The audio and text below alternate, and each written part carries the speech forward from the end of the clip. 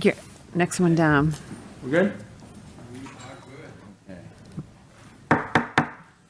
Good evening, everybody. Welcome to the Beverly School Committee Subcommittee meeting on Curriculum, Instruction, and Student Life. Today is Wednesday, October 13th, 2021. We're meeting in a hybrid model today using a remote meeting application provided at no cost to our district. BevCam is kind enough to be broadcasting us tonight, allowing for public access to open portions of the meeting.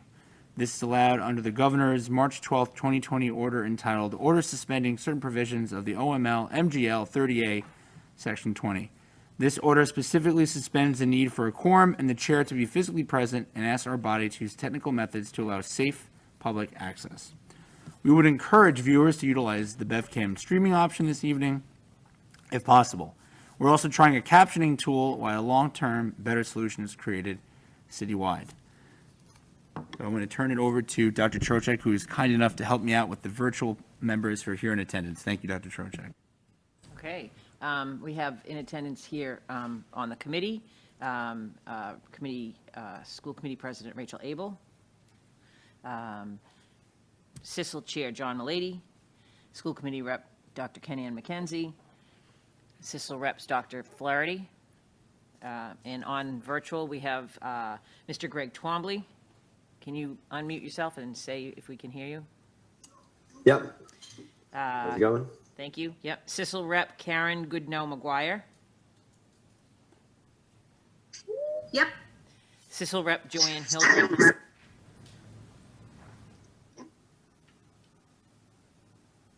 She said you're here. Oh. Sorry.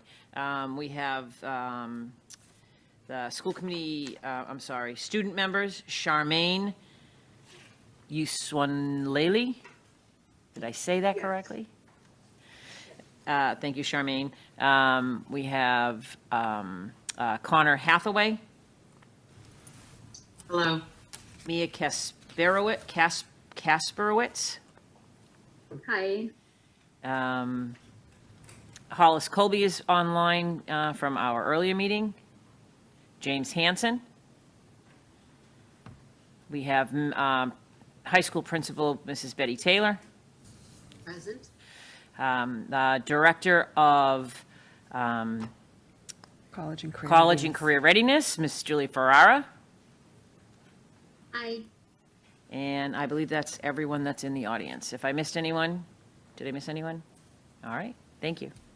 Thank you very much, Dr. Trocheck.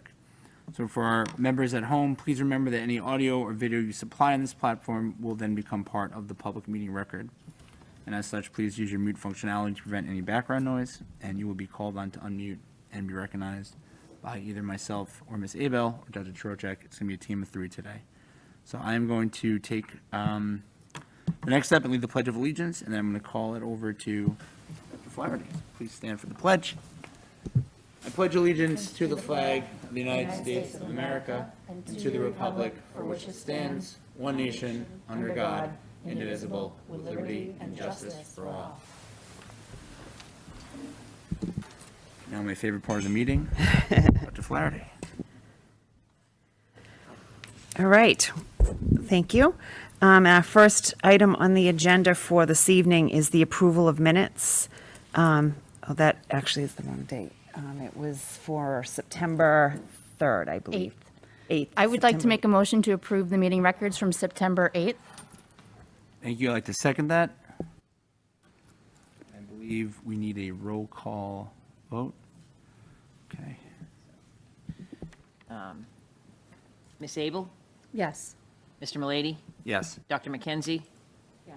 Dr. Flaherty? Yes. Mr. Twombly? Yes. Mrs. Goodnow-McGuire? Yes. Ms. Hildreth? Yes. Connor Hathaway? Sure. Mia Kasperowitz? Yes. And Charmaine? Okay. Motion passes unanimous. Okay, for our first, next item, we wanted to do a information night. We're going to first hear from our students. We're then going to have a spotlight on BHS for the wonderful activity that took place at the high school last week. And then our focus topics, we're going to hear from our Director of College and Career Readiness and High School Principal around some wonderful new initiatives that are happening at Beverly High School. We're going to give you an update from a leadership summit that we held last evening with our entire leadership team. We'll look at our year-long agenda topics, draft form, and then we will look at what the term acceleration means. There's a lot of that being used right now. We wanted to make sure that everybody understands the framework around what we mean when we say acceleration. So it is my exciting news to be able to share that we do now have our full representative body of students, and we will have 3 representatives from the middle school, 1 from each of our team, 8th grade teams, and we'll have 2 representatives from the high school. And I would like to turn it over to Mr. Twombly to introduce our 8th grade representatives who I got to meet and speak with earlier today, and they're going to be a wonderful addition to our team. It's my pleasure. Thank you, Dot. So for our middle school CISL reps this year, we have from Team Hale, Charmaine Usalele. And then we have from Team Cabot, her name is Kamora Page. I didn't see her in there, but she should be coming. And then from Team Balch, we have Oliver Wagner as well. So, and is also the student council president. So we have some great reps this year, and they're excited to get going. And I'll just say, I'm trying to admit some more people. The screen had gone unpainted. So I'm trying to admit Oliver, Lorigan, Sudak, and Dr. McKenzie. And we'd just like to give our students that are present, a few students had games and activities that they had to attend, and they're hoping to get here. One had a high school meet and one had a middle school rehearsal for a competition that takes place on Saturday. But I'd like to just introduce them again and let them say hello and give their first report to you about anything that they want to share about the opening of school. So I believe Charmaine is with us, and so I'd ask her to turn on her mic if she'd like to say hello and introduce herself. Hello, my name is Charmaine. I'm the 8th male representative, and it's an honor to be here. Okay, thank you. I do not believe Oliver was in yet. I'm in. Oh, he is. Okay, great. Thanks, Oliver. You want to introduce yourself to everybody? Sure. Hi, I'm Oliver Wagner. I'm the 8 Bulch rep for CISL. And do you have anything you'd like to share with us about the opening of school? It's going very smoothly. Really, there's no students have had any problems. I haven't noticed any problems, so it's just going very smooth. Great, thank you. And did Kamora sign in? No, okay. All right, I'd like to introduce our high school principal, Mrs. Betty Taylor, to tell us about our high school representatives and give them a chance to say hello and share with us anything you'd like us to know about the opening of your school year. I'm looking forward to meeting, I haven't personally got to meet our student reps yet from the high school, but will early next week. Thank you, Dr. Flaherty. I'm pleased to have 2 seniors joining us as our CISL representatives. One I've known since he was a little guy when he was in the last play I directed at the show. That's Connor Hathaway. He's highly involved in the fine arts program, both music and drama, and has taken a very challenging academic course load with 2 AP courses. Joining Connor is Mia Kasparowicz.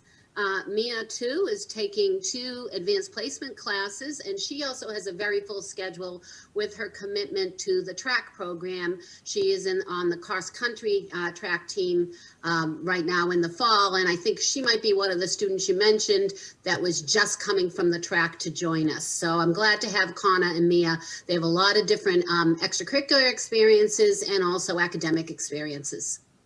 Great. Connor, would you like to say and give us any updates about the high school? Hi, everyone. I'm Connor, as Ms. Taylor announced. I think the school year has been going great. I think we're getting a lot of support from both students and teachers. I think we're getting back to a new normal, even though it's sort of returning to the old normal.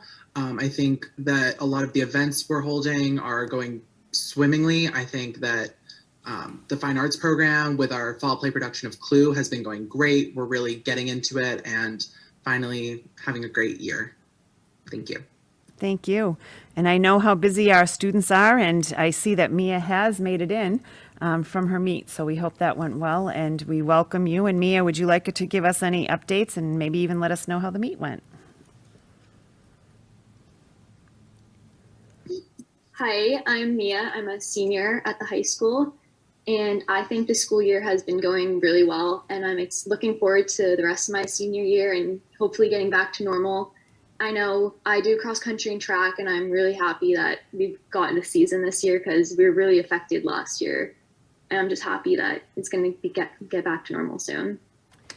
Well, welcome to all of our students, and we look forward to hearing from you with your reports. And then also, as I let them know, often they have homework to do, so if they can't stay for the whole meeting, we understand that. But we hope that they will, and if there's a topic that comes up that they have a question or would like to weigh in on, they can raise their hand and speak or type a comment into the chat box. So thank you and welcome. Well, our spotlight for this week, we really wanted to take a moment to just reflect back on the wonderful activities that took place last Thursday and Friday night at the high school. I'm sure many of you may have been to some or even all of the events like Dr. Trocheck did. But it was really exciting, and when you think about what the last 18 months have been like, it really was a return to making life as normal and as fun as possible.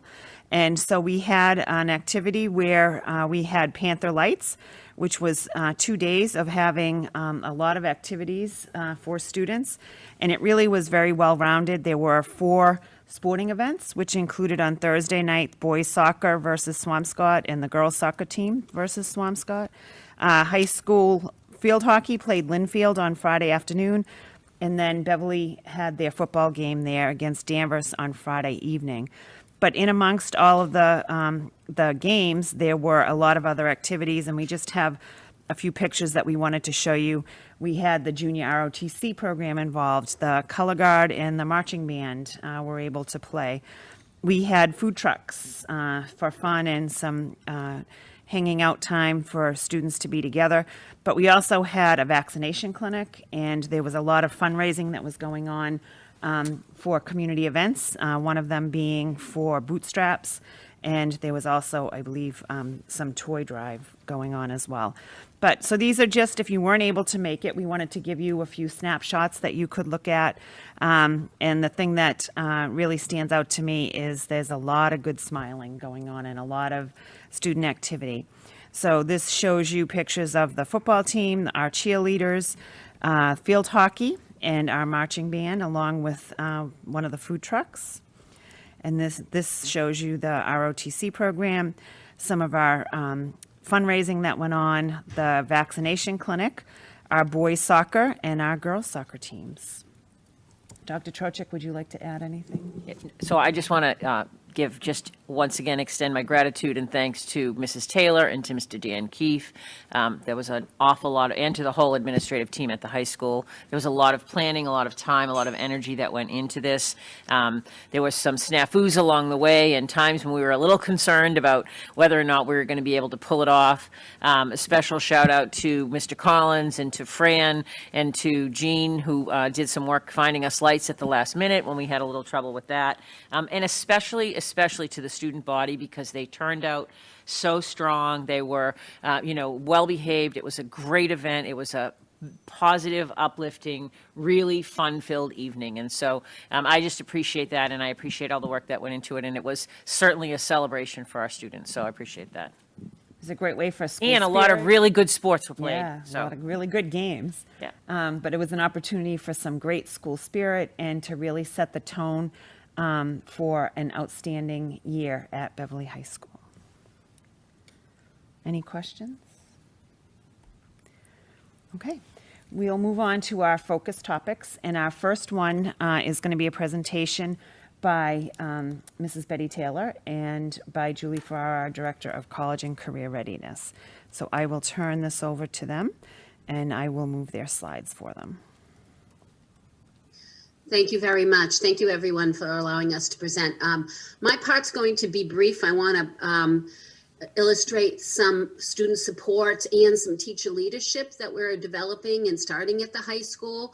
But the bulk of the presentation will be talking in particular what we're doing about college and career planning under the guidance of Julie Farrar and the work the guidance department has done right from the beginning of the school year. We've really taken a serious look at how to have effective outreach for students and what other kinds of supports we can provide.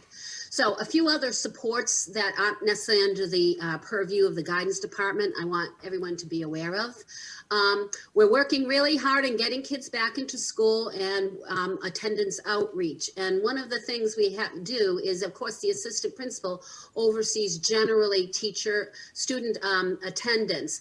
However, what we've done is, as part of one of the teacher duties, we have a teacher working with the assistant principal, and they're looking at kids who are chronically tardy or absent and checking in with those students and seeing if there's any problems that we could help solve so that they are getting into school regularly, and following up with outreach to the family. So this is something the assistant principals do. What is helpful here is there's another pair of hands to assist, and we ask the teacher to make a connection with the student themselves, so the student has another person they can turn to for support in this area.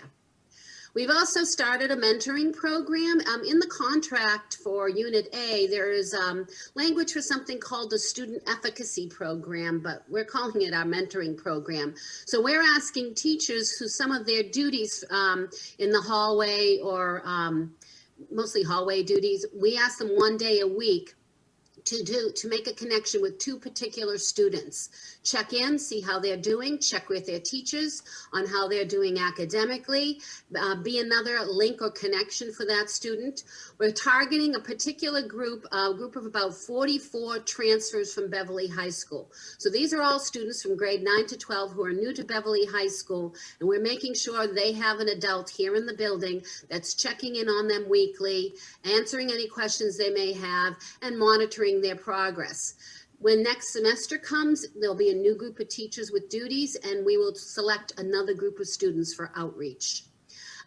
We also, besides our freshman academy team, which we've had for many years, we've established a new sophomore teaching teams. These are two teams, Endicott and Montserrat. And they're larger groups because once it's sophomore year, kids have more options on sciences to take and levels of math to take. So we're talking about teams that run anywhere from 8 to 11 teachers.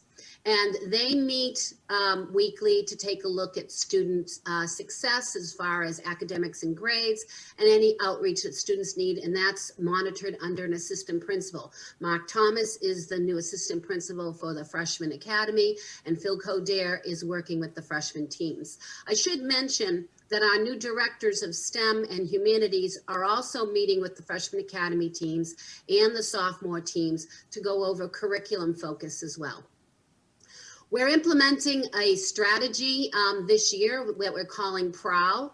I need to give credit to a teacher group, the Social Emotional Learning Committee, that has been working for 2 years, pre-COVID, on how to teach social emotional learning in the classroom and how to help kids learn social emotional learning skills. They developed a program that they call PROWL. It means participate, recognize, organize, want, and learn. And it's the skills kids should develop to help them with self-management and self-advocacy and self-regulation. We introduced it to the teachers last year, and now in advisory, there's a lesson each time on each letter talking about that. There are posters in the teacher's classroom, and we do regular check-ins with teachers to get feedback on them of whether this is effective and what else we need to do to assist students with social emotional learning. And that's a teacher-led group that worked on this and came up with it. And we are just firming up an academic support program. We hope to provide a support or tutoring program after school, and we're also looking at creating a virtual one at night. We have some staff that are interested, and I've also collaborated with the National Honor Society with their peer programming. We're hoping to offer not only peer support for the high school, but the middle school. I'm hoping that starts getting on its feet next week. We had already talked about the structure. Now we need to start pulling students in. So those are some big picture student supports with teacher leadership that we're providing this year to make sure our students can get off to a strong start. But I'm going to segue over to Julie Ferrara, our Director of College and Career Planning, and she can talk to you at the work that the guidance department has been doing. Thank you. Hi, everybody. Thank you so much for this opportunity. This is a very exciting new position for me and for the district. I actually have been a member of the Beverly High School staff for the last 19 years. And my first 14 years working at Beverly High School was as a guidance counselor. And my most recent 5 years was the Freshman Academy Assistant Principal. Both roles were wonderful for me, and I love working with our students and watching them grow and develop. But I feel as though that this is really a passion of mine with a background in guidance. So I'm very fortunate to have this position, and I am super excited to get started and share with you some planning that we've done so far and what we have underway. And I actually have here on the slides probably about 5 areas that we're working on, but I could probably spend a couple hours with you on what we'd like to do and what we hope to do, but we just started chipping away in these 5 areas. So I was hoping to just highlight a little of the work that's been going on so far. So first, you see that we are planning to really redefine the scope and sequence of our guidance services, grades 7 through 12. So we just recently added a guidance counselor position to Beverly Middle School. And her name is Maggie Lilly. She's wonderful, fantastic. She has jumped right in and is already working with our 7th and 8th graders. And at the high school, we have a staff of 5 fantastic guidance counselors who are very dedicated and have also embraced this. And we are working together, all 6 counselors and myself, at defining what our school counseling standards are and putting a framework together for how they align with the activities that we have in place that address those standards and also the tools that we're using. So we are doing that work through MyCap, which is known as My Career and Academic Plan. That's a DESE initiative. So we are involved with that, attending workshops on that. And also through our Naviance platform, we have started some training sessions with Naviance. We're adding curriculum. We've added Naviance to the middle school for 7th and 8th graders to utilize in classes with their guidance counselor. So just in speaking on that, we're trying to define that, but our guidance staff has been fantastic since school started. They are all in on providing an increased direct service through classroom lessons with their students. So I just want to give them a shout out because they've really hit the ground running. They have already worked directly with grades 8, 9, and 12 in their classes. So for 12th graders, the high school guidance counselors went right into their English classes, and they actually pulled them out into small groups and worked with them on college planning and the application process very early on in September. And so the guidance counselors themselves had their own students in small groups, which was wonderful. And then again with 9th graders, they did that last week. They worked with them, taking them from their history classes and just meeting them with small groups, introduction to guidance. and working in the Naviance program so they could become familiar with that. And they did a Strengths Explorer so they could learn a little bit about their skills and how that aligns with future career possibilities. And for the 8th grade, Maggie Lilly at the middle school worked with them also last week on an introduction to guidance. They utilized Naviance. They completed a survey about their high school goals and plans and what they are interested, where they're interested in applying or attending for high school. So that's wonderful. So all of that has happened and been completed before October 8th. So I'd really like to give the guidance department a shout out for that. They've really hit the ground running. And another area that we're focused on heavily this year is to increase the enrollment in honors and AP courses for all students. So one way that we're looking at this for sure at the high school and even at the middle school level is trying to educate students earlier on the value of taking honors or AP courses, and that actually they should try it and they can do it. So we're chipping away a little bit at that. We had a workshop last week for AP teachers. It was provided by the College Board and it was titled Achieving Equity in AP.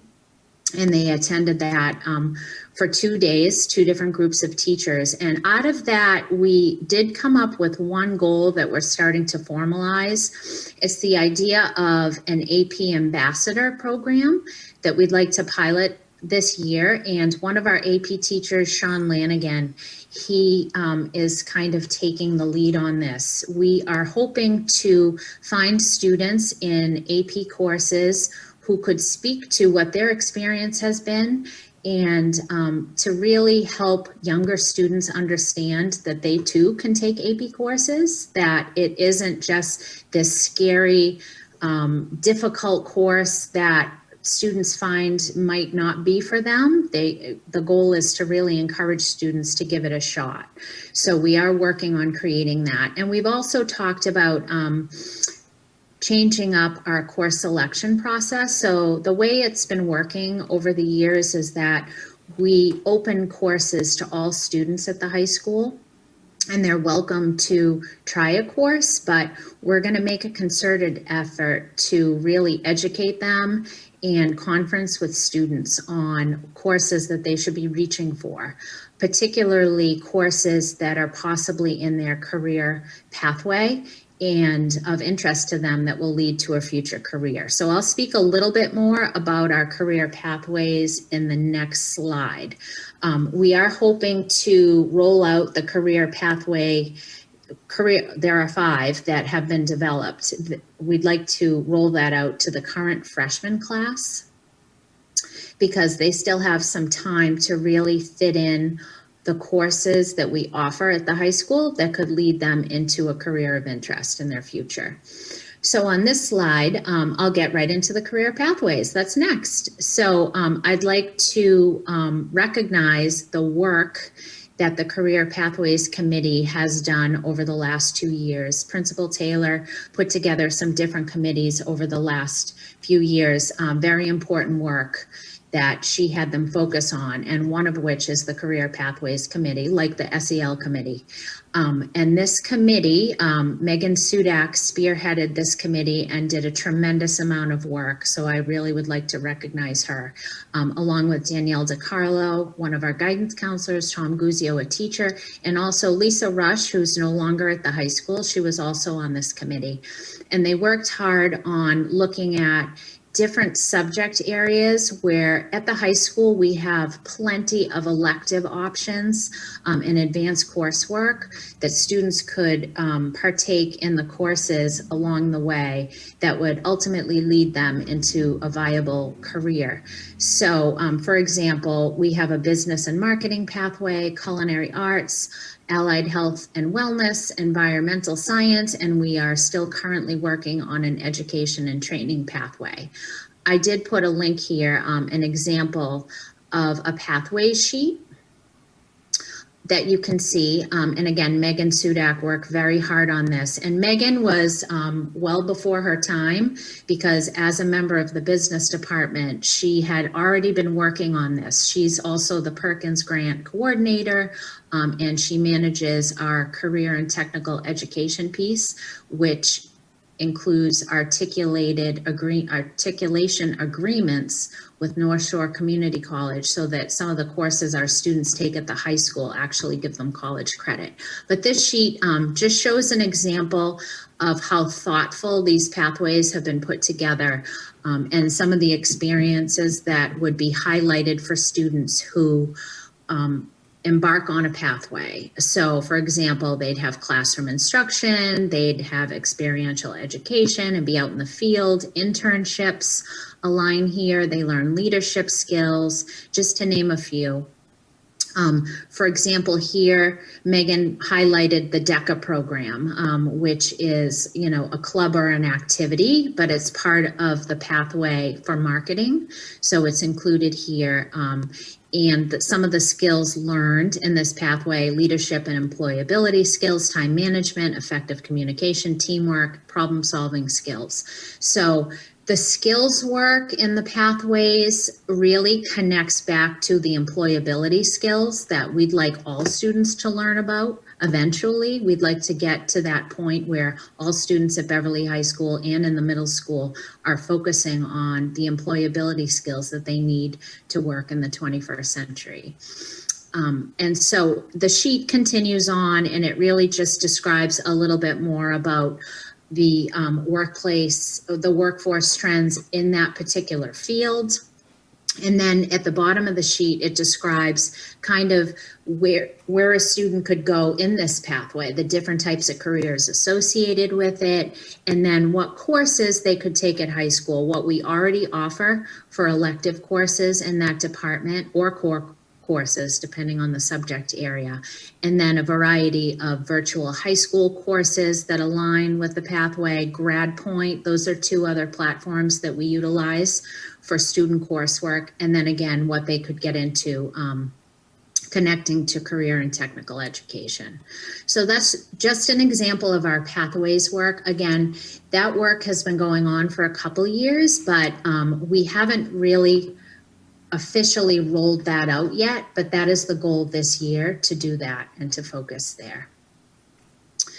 Another huge area so far that we're working on is to increase the college exploration piece and preparation piece. So these are some of the events that we've had so far, or that we will have this fall, for students thinking about college as their path. So we had a mini college fair at the high school on September 29th. All juniors and seniors were invited down to the field house. We had over 35 schools there, colleges and universities, and juniors and seniors were able to walk around, ask questions, fill out information cards, get on an email list, and connect and ask some questions about admissions at those particular colleges. So it was it was really fun to see, and Mrs. Taylor tweeted out some pictures, as well as the guidance department did, just to show that the students, we were so impressed. They were really interacting with the college reps,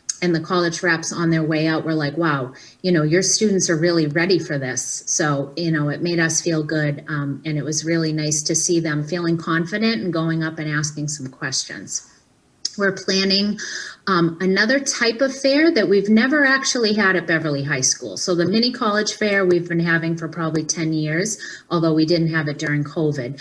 But this next fair that we're planning is unique. We are inviting two-year schools and the programs that they have within those schools, the career pathway programs, as well as some technical schools. And we are going to host that on November 4th. I will be sending out an email to juniors and seniors to sign up for this. So if they're interested, they can come down they can get some information on these schools and these programs. We'll also have the military there. The Beverly Police Department and Fire Department will also be there. So there'll be some particular career paths there. So students can just find out, what was their path? What did they need for education in order to prepare for a career in that field? So that'll be a lot of fun. We started our college rep visits next week. We're actually starting that, but we started the signups for that this week. So colleges can sign up through Naviance to speak with our students either in person or virtually. They can pick their own time, and students can log into Naviance, juniors and seniors who wish to speak with a college rep in a more like one-to-one or smaller setting in the guidance office, and they can attend these sessions. They're during the school day, so they would get a pass from class. It would be approved and arranged ahead of time, so they can come down and gather some more information. So that's really exciting. We haven't had college rep visits at the high school for quite a long time. We kind of switched to the mini college fairs, but we figured this year, why not add that back in and provide students with that opportunity. We're also planning some college field trips. We have one planned to go to Merrimack College on November 9th and to North Shore Community College on November 16th. I haven't put that out yet to seniors. This will be for seniors in the fall. We'll do something similar for juniors in the spring. But we're hoping we'll have plenty of students sign up for that. We're also arranging one to Salem State University. I don't have a date quite yet for that, but we're hoping to get out and actually get students on campuses to walk around and to see themselves on a campus as well. We have some on-the-spot admissions events. So what these are is North Shore Community College on November 30th and Salem State on December 16th. This is for seniors who are pretty committed to enrolling or applying to these schools, and the college representatives actually come from those schools and they sit and they work with the students who sign up ahead of time. They help them fill out their application, they answer questions. In the case of North Shore, they actually enroll at that time when they fill out their application. And for Salem State, they're actually filling out their application and they work with the rep at that time, and they are able to actually process the application with them typically at that time. So that's a new one. Salem State for us, that's a new one. So I think it is an actual acceptance on the spot that day. So that's exciting. And we also have a partnership with North Shore Community College, a few different programs that we're exploring with them, the Gateway to College program and also the Early College program, which provides dual enrollment opportunities for our students. But this one in particular, it's the Educational Opportunity Center. They've already provided a few things for our students and families. They had a virtual financial aid seminar. It was like a financial aid 101 for college. We invited junior and senior parents to that, and that was on September 23rd. I do have a recording of that, which I have shared with parents. I believe I have to put that out to junior parents, but I will be doing that. And FAFSA is the free application for financial student aid. And that is for seniors to fill out now for next year. So they're providing a FAFSA day on November 17th. Senior parents can sign up, and that's virtual, and they're able to get some help actually filing the FAFSA. So they'll provide that. And you can also make an appointment with the Educational Opportunity Center. They're wonderful. So they'll do one-to-one appointments if necessary. Next slide, please. Thank you. All right, this is another very exciting program. So we're partnering with the CFES Brilliant Pathways program. It's out of UVM. It's a very well-established program, and CFES stands for College for Every Student. So they work with school districts all over the country. They work with rural districts and more urban districts and suburban districts like ours. And they come in and they work with a team of people. We have a team put together, and they offer us guidance on providing for a particular cohort of students to start with 3 areas of preparation for college and career readiness. So that includes mentoring, essential skills work or employability skills, and access to career pathways. So we've already started the process on this work. Dr. Flaherty, Dr. Morgan, Principal Taylor, Megan Sudak, and Danielle DiCarlo, as well as Maggie Lilly from the middle school, were working together to come up with how we're identifying our cohort of students that we're piloting this with, and how we're rolling out the mentoring piece and the essential skills work along with the career pathways. So the plan is to pilot 4 small cohorts. So it has to be under 100 students. So we're utilizing 2 classes at Beverly High School. Actually, Megan Sudak is teaching those classes, brand new classes this year, 1 first semester, 1 second semester. The name of the course is My Future and Career Success. It's an elective. And also an 8th grade civics class and a 7th grade social studies class. So the plan is to work with that group of students and give them lessons on essential skills and finding their career pathway and what, potential career pathways and where they could go from there. And also the mentoring piece, we're hoping to reach out to volunteers from our Career Day speakers. So Career Day is something we've actually had at Beverly High School since 2009. It was a project of mine that I worked on with a group of parents and fellow counselors, and Career Day is awesome.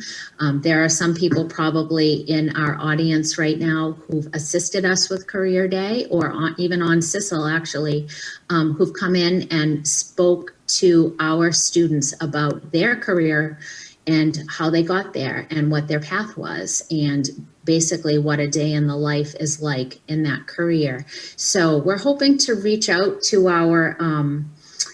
our list of Career Day speaker volunteers who've helped us over the years, and also parents. Some parents have volunteered through guidance surveys that we've given over the summer, and the middle school plans to give a guidance survey to parents just to see if anyone would like to mentor students. So even coming on to a Zoom into some of these classes for this cohort, to just really speak on what it's been like after high school and getting into college, or maybe not going to college and learning in the workforce, or starting off in one major and kind of switching their major, and how they ended up where they are. So we're hoping to reach out to people to be mentors and to really inspire our students and keep them on the path that they're hoping to pursue. So that's a little bit about, and also the cohorts are small for this program this year, but we're hoping to expand it to most students or all students in the future. So that's just what we have going on right now. Like I said, I could keep talking, and I love all of this, and there's so much we want to do and we hope to do, but this is just a little update on what we're doing so far. So thank you. Great. Thank you, Julie. Any questions? I know it's really exciting work, and it ties so nicely with our district goal of trying to get more students into our advanced coursework and to be college and career ready. So we're really proud of the work that's going on right now at Beverly High. Thank you. I'm gonna call myself. I'm gonna request to Madam Chair that perhaps Ms. Farrar can do this presentation again for the whole body. I think this is some really incredible stuff, and I love to see that we're trying to reach out to all different types of students and learners. So I just want to say thank you very much, and this is incredibly informative. She's been very busy in her new role and is doing a great job. Thank you. And to carry on with some of the changes that we've had with our leadership and trying to make sure that we are moving in a very focused format in order to address our recovery from all of the different learning styles that happened and the impact of the pandemic, but also more importantly, to just make sure that we're living up to our goals and making sure that when we say all, we mean all. Success for students. And so our entire leadership team met last night at Endicott College, and we worked from 2 to 8 o'clock last night. And what we wanted to do was to really hone our thinking and to come up with 5 practices or strategies that we want to make sure is worked on and embedded within our schools. And the principals will now take this and work with the big picture to work with their staffs on the November 2nd Professional Development Day to put the action plans into work and to choose which of the 5 will be their first priority at the schools, which may differ a little bit depending on the level. And so just to let you know where we started very large, we narrowed it down. We then narrowed it down from there. We had some good discussions. And we came to a consensus around our 5 practices that we want to make sure is our focus for our work moving forward. The first is that universal design for learning is the norm in every classroom, that we are holding high expectations for all students through rigorous grade level curriculum and instruction. The third is the use of well-planned and data-driven lessons that communicate clear learning objectives. That learning that is relevant, authentic, and connected to real-world problem solving. This is a lot of our PBL work that has been done in the past. And we have started reignited, now that we can be in mixed buildings again, the use of learning walks. And we want to see that expand. Right now, we're doing it with the entire leadership team, but we would also like to see this expand to our faculty as well. And it's been eye-opening. Right now, we're going in administrative teams, but each team is a pre-K through 12 lens. So there's an early elementary, a middle school, a high school, and a district administrator on each team. And we will be visiting each school at the different levels. And we want that to become a standard reflective practice that you would see throughout the schools. Dr. Trocheck, did you want to add anything on that? No, just that it was a very interesting and important night.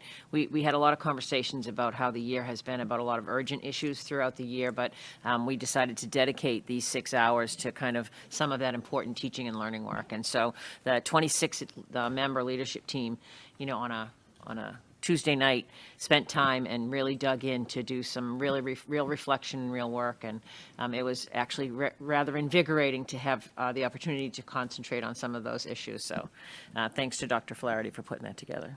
Thank you. Our year-long agenda topics from people that had answered the survey. This doesn't mean that these are the only topics. If something comes up or if you want to add something in, all you have to do is reach out and we'll find a way to work it into one of the agendas. Although there's so much exciting work in curriculum instruction, trying to contain it now to an hour is going to be a challenge. But the leading things actually that came out this year was more about learning about some of our programs that we have to reach and to make sure that we are reaching out to all students.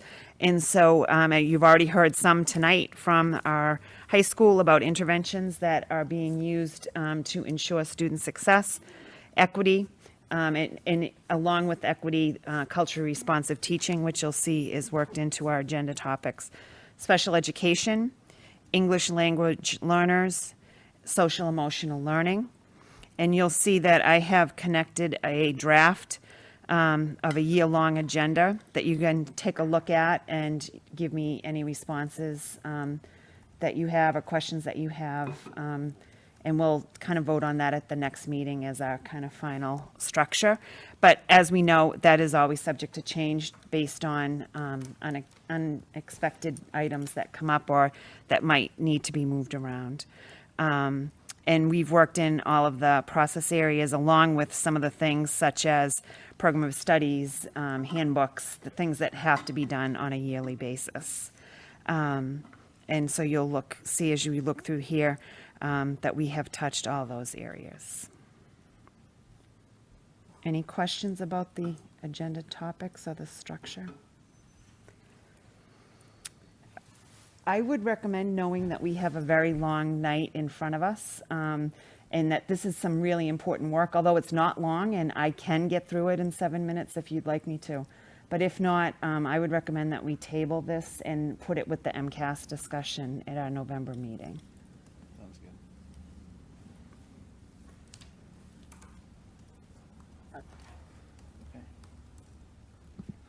Okay.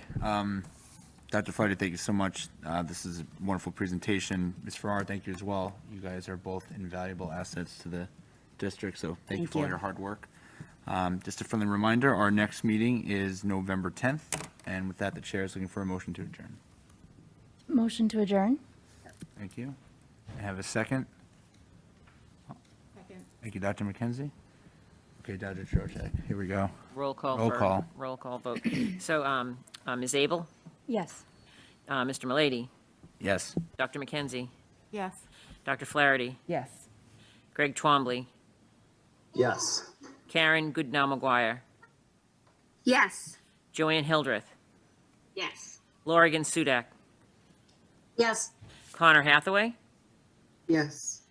Mia Kasparowicz, Yes. Charmaine Usulele, Yes. Oliver Wagner, and Kimora Page. I think that's everybody. All right, well, thank you all very much. I'm only saying this because I lost a bet. Go Sox. Anyone that is on Zoom, I apologize. My system needs me to reboot to apply some patches, so we're going to drop from Zoom for just a moment. Please do log back in using the same exact link. I hope it's only just a moment that these patches apply. Thank you.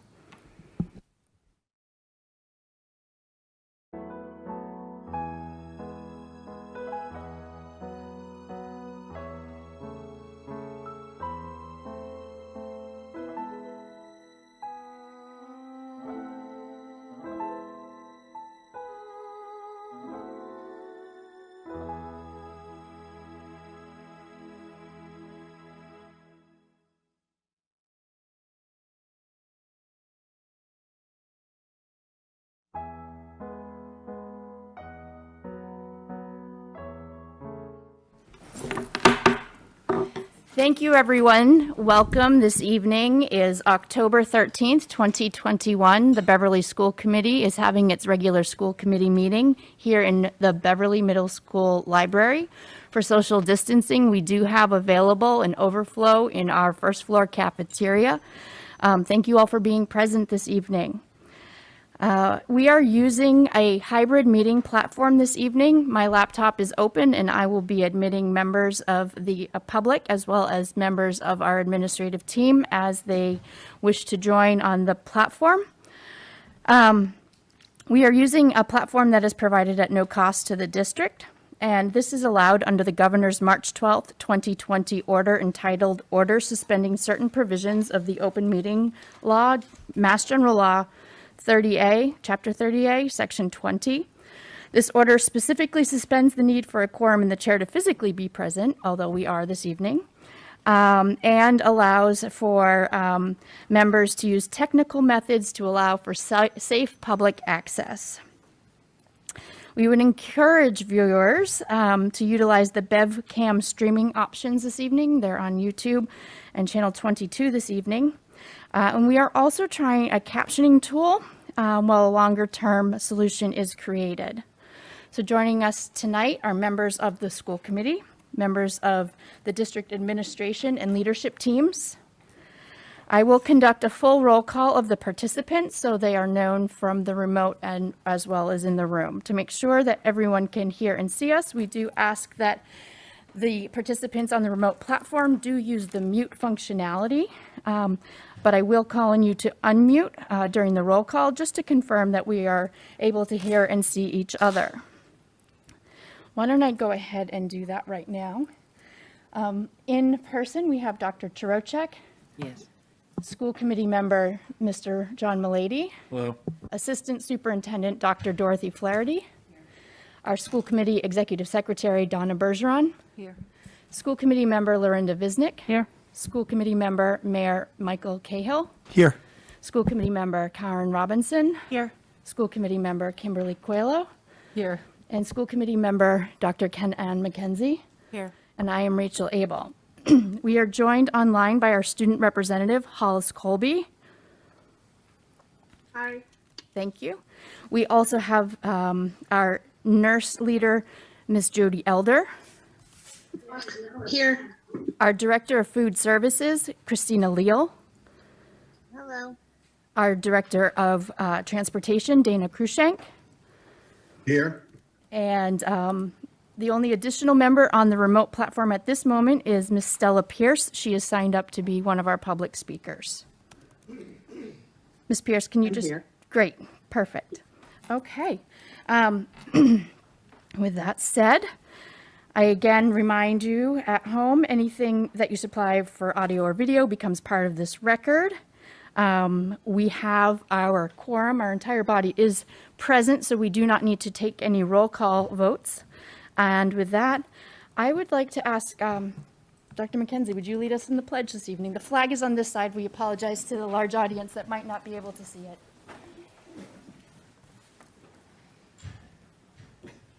I pledge Allegiance to the flag of the United States of America and to the republic for which it stands, one nation, under God, indivisible, with liberty and justice for all. Thank you, Dr. McKenzie. As many of you are aware, we do have an agenda item that will allow members of the public to address the body. A sign-up sheet had been circulated earlier. I believe we are at capacity this evening, so thank you all for making time to be with us. Before we get to that agenda item, we have a couple of other recognitions that we would like to ask our students Olivia Arenberg and Will Consoli to make their way this direction, and Dr. Trocek and I would love to present them with a recognition.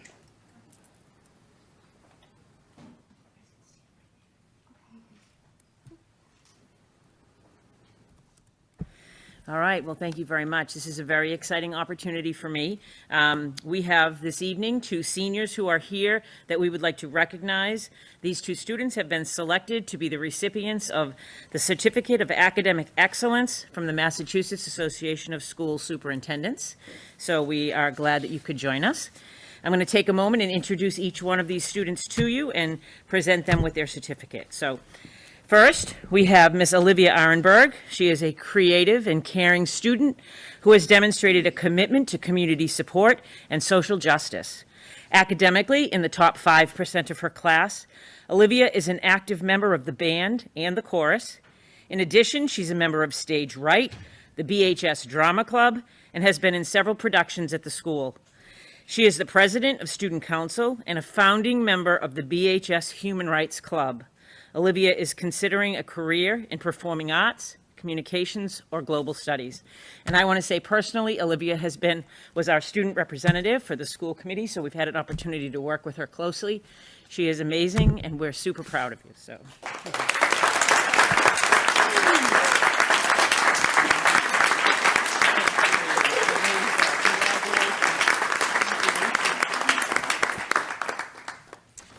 And our second student, Mr. Will Consoli. I have personally known Will since I think he was 3 years old when he was in the preschool at the Ayers School, so it's very exciting for me. Will is an involved and enthusiastic member of the school community. He's involved in many school activities, including chorus, vocal ensemble, and drama.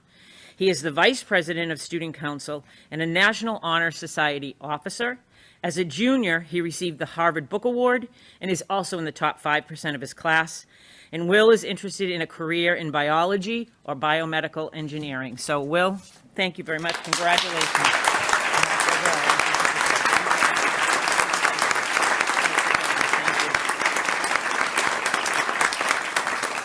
I will say it's no easy feat to rise to the top of a very strong senior class that we have at Beverly High School, and so we're very, very proud of both of you. Thank you very much.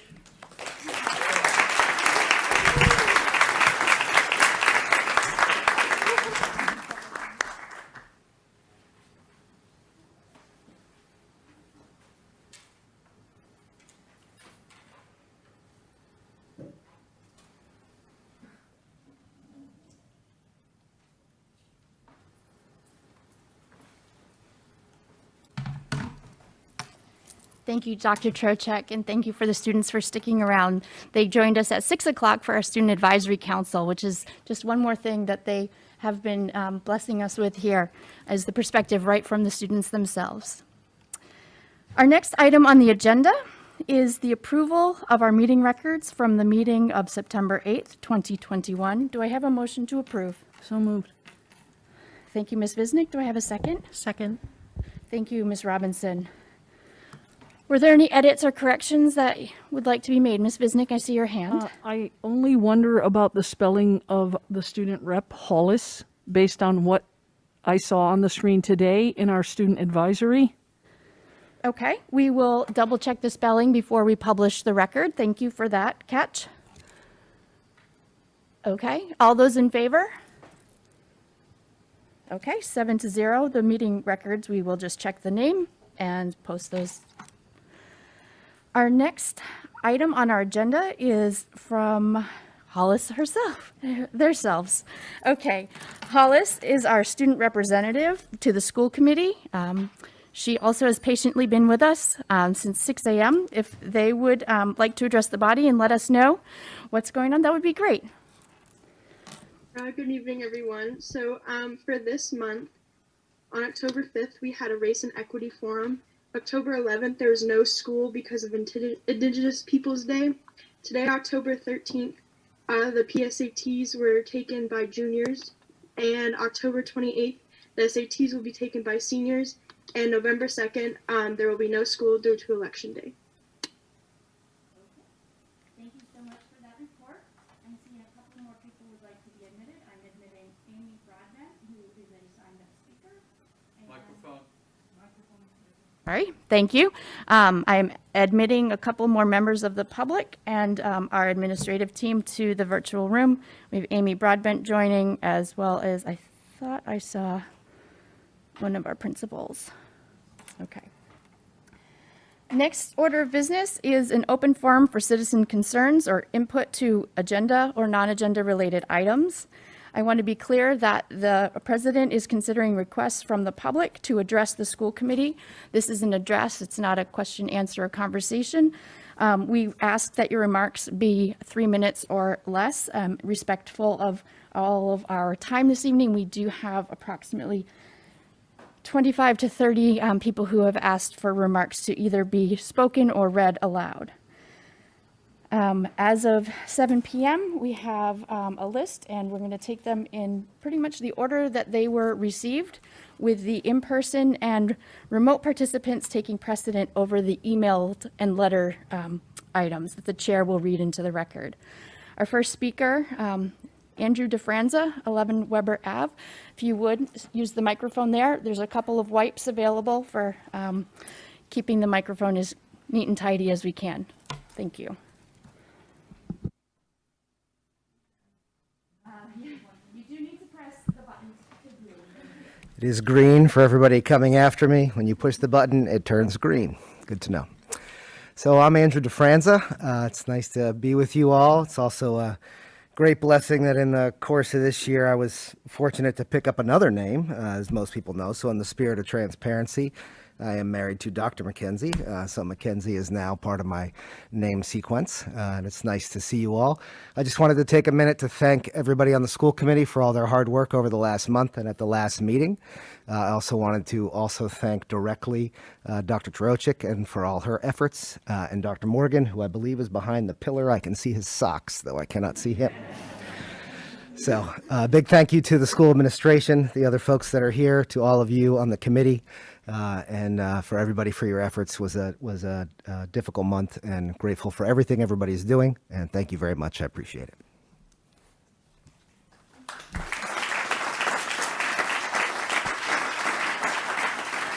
Thank you. Next is Liz Champa. Elizabeth Champa may not be here. Not here. Okay. Next, Paul Willenbrock.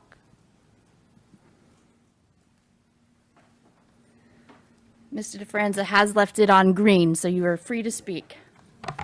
Am I allowed to take off my mask? No? We would prefer that you keep your mask on. Okay.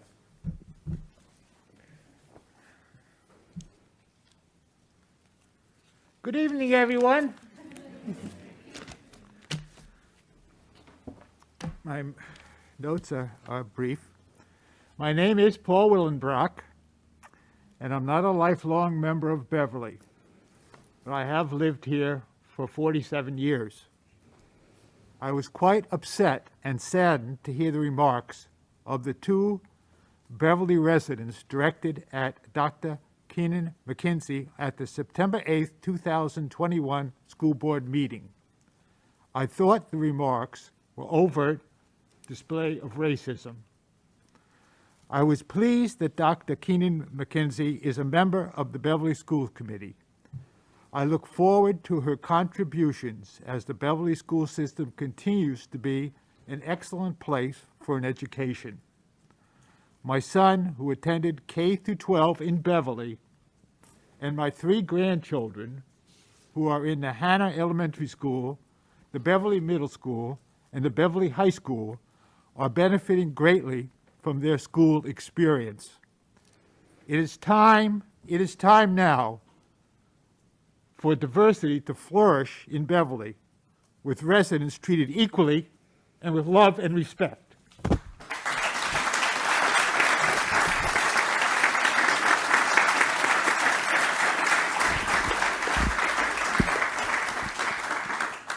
Thank you, Mr. Willenbrock of 5 Clifford Ave. Next, we have Mr. Walter Stone of 845 Hale Street.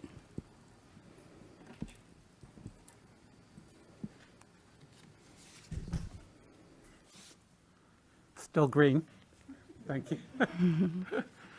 My name is Dr. Walter Stone. I've lived here in Beverly for the last 20 years. I reside with my spouse, James Thompson, Dr. James Thompson. I'm a mathematics educator, and I've taught math in the math department at North Shore Community College and served as an academic dean over the last 17 years.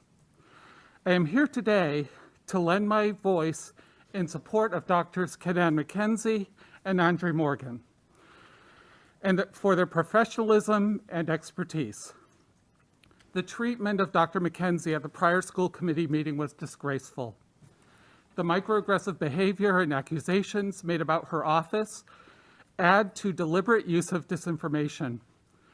Deliberate disinformation is harmful to the Beverly community, and it does not serve well Beverly educators and the students they serve.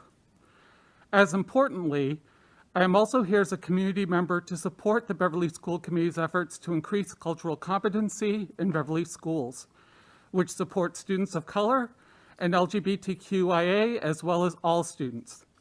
When students feel a sense of belonging and support, it creates an atmosphere for effective learning. Once again, I commit to supporting Beverly School Committee and its efforts to support the growth of cultural competency in its student body. Thank you. Thank you, Mr. Stone. And I commend Mr. Willenbrock and Mr. Stone for combined 3 minutes, so thank you. That was the first time I forgot to reset. Next, we will be hearing from Ms. Stella Pierce, if she's able to unmute. She is one of our remote speaking participants. Good evening. My name is Dr. Stella Pierce, and I live at 50 Planters Road.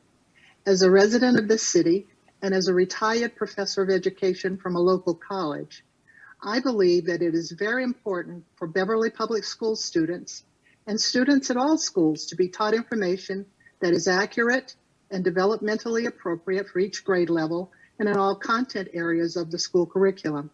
I also believe that teachers should be given opportunities to hone their skills to be better prepared to help all students reach their potential. However, we must not deny that historically, the school curriculum in the United States has not been one that has included accurate information in all areas. Much has been excluded, misinterpreted, or presented from only one perspective. In addition, the school climate has not been ideal for all students. Also, for some students, access to a good education is determined or has been determined by their race or their socioeconomic group. especially when it comes to who is enrolled in advanced placement courses or who is identified as needing special education services. I could go on and on with other examples, but I'm here tonight to applaud the school committee as well as Dr. Chirokjek for your leadership and commitment to making sure that all of Beverly students are taught information in all areas that's accurate and that the curriculum is one that's culturally responsive and designed to ensure that students in Beverly are taught how to be critical thinkers who won't be easily swayed by propaganda and misinformation that's so prevalent today. At a previous meeting, I heard a speaker say that critical race theory is being taught in the schools, and 2 well-qualified African Americans were disparaged. Well, I think people use this term without understanding what it means, and I think that by hiring Dr. Andre Morgan as the Director of Opportunity, Access, and Equity, by completing the equity audit and beginning to implement its recommendations to improve the curriculum and to examine student placement decisions and hiring practices, also to expand professional development opportunities for teachers to increase their cultural competence, and by the selection of Dr. Kenan McKenzie to join you on the school committee, you are definitely demonstrating that you recognize that there is work to be done. I applaud each of you for your commitment to this work. Thank you very much. Thank you, Ms. Pierce. Is Jacob Dilingowski available? 3 Northwood Road? Thank you. 3 Northwood Road, correct? That is correct. Okay, thank you.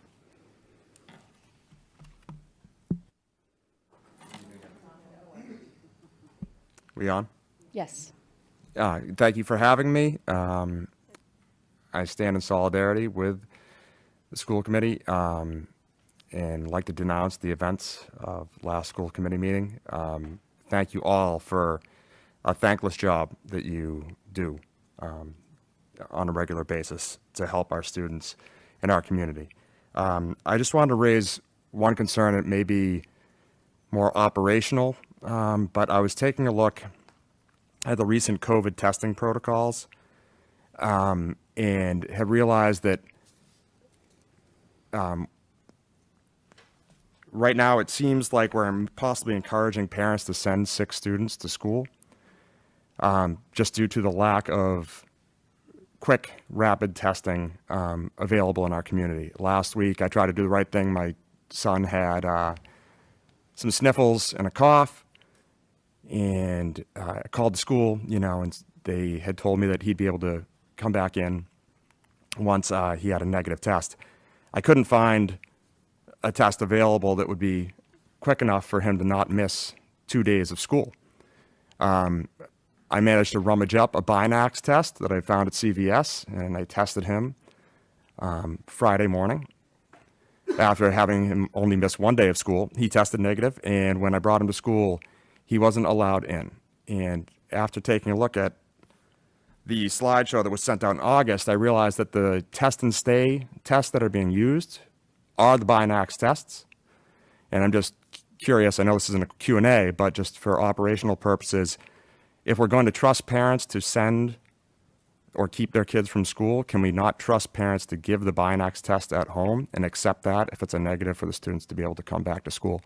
Because a parent who may send a kid to school sick, the kid can get sent down to the nurse's office, and in 15 minutes, they're allowed to stay for instruction.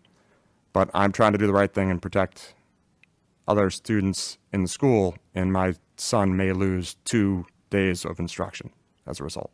So if you all could please maybe review and find out if the Binax might be a possible way for us to be able to test our own children and get them back into school. Thank you. Thank you for your comments. Appreciate that. Our next speaker is Jen Wallace. Jen Wallace, are you present? Jen Wallace is at 34th South Terrace here in Beverly. Thank you. So I wish that my comments tonight would Oh, green. I wish that my comments tonight could be as gracious as the ones that I heard at last week's community conversations.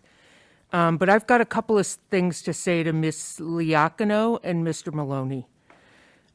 Even though you called Dr. McKenzie and Dr. Morgan out by name or by the more disrespectful she and he, it wasn't just them that you targeted. The camera video from BevCam was not focused on the school committee members. It was focused more on the audience. And in the audience, I saw friends who, when those first words were spoken, you could literally see the exhaustion on their faces and on their bodies. And it was like, oh, not again. This is supposed to be a safe place.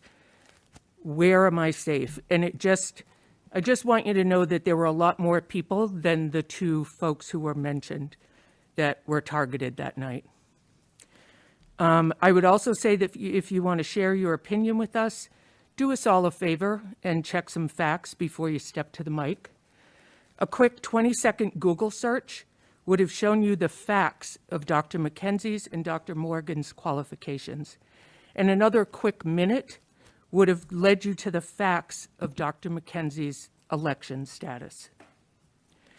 To Ms. Liacano, separately, I read in the Salem News, and I'm not saying that that's accurate, I'm just telling you what my source was, that Ms. Liacano made a private apology to Dr. McKenzie.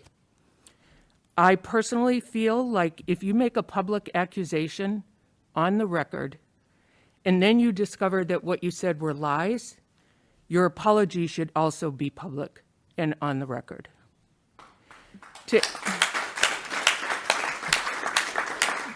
To anyone who wants to follow in Ms. Liacano's and Mr. Maloney's footsteps, I suggest that you think twice. We will call you out. We will show up like we did tonight, and we will outnumber you. We will drown out your words.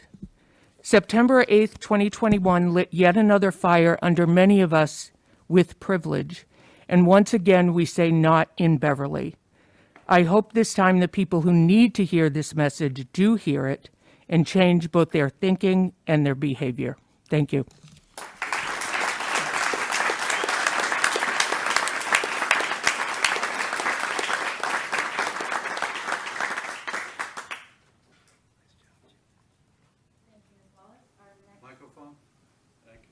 Thank you, Ms. Wallace. Our next speaker is Mindy Diapolito.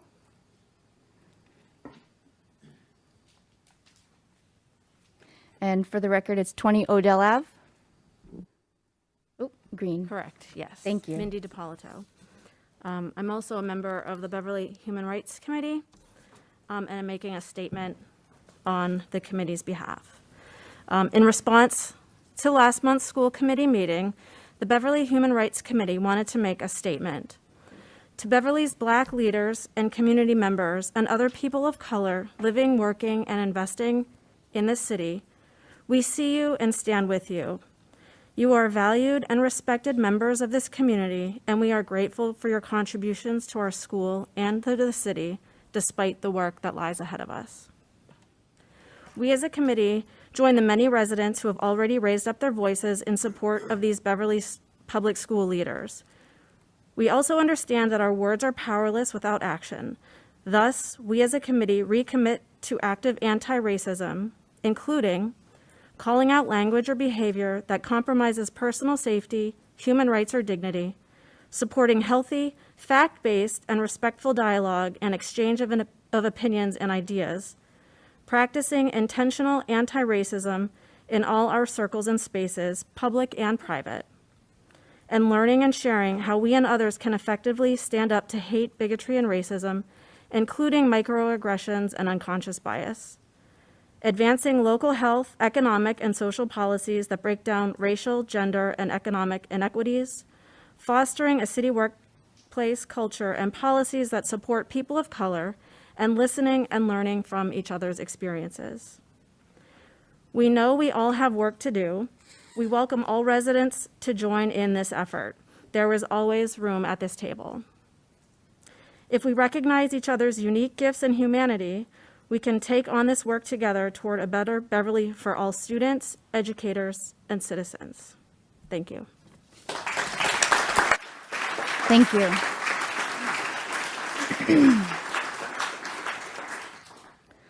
Our next speaker who signed up in person is Sarah Kim, 42 Folger Ave.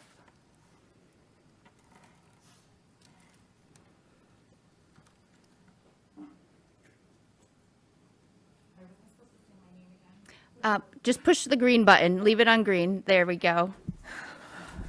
Hi, I'm Sarah Kim, 42 Folger Ave.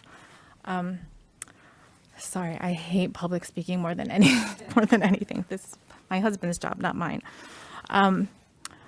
So I am a mother of three. I have 3 children here in Beverly. It's interesting what's been spoken about tonight so far because I'm here to talk about a different kind of discrimination.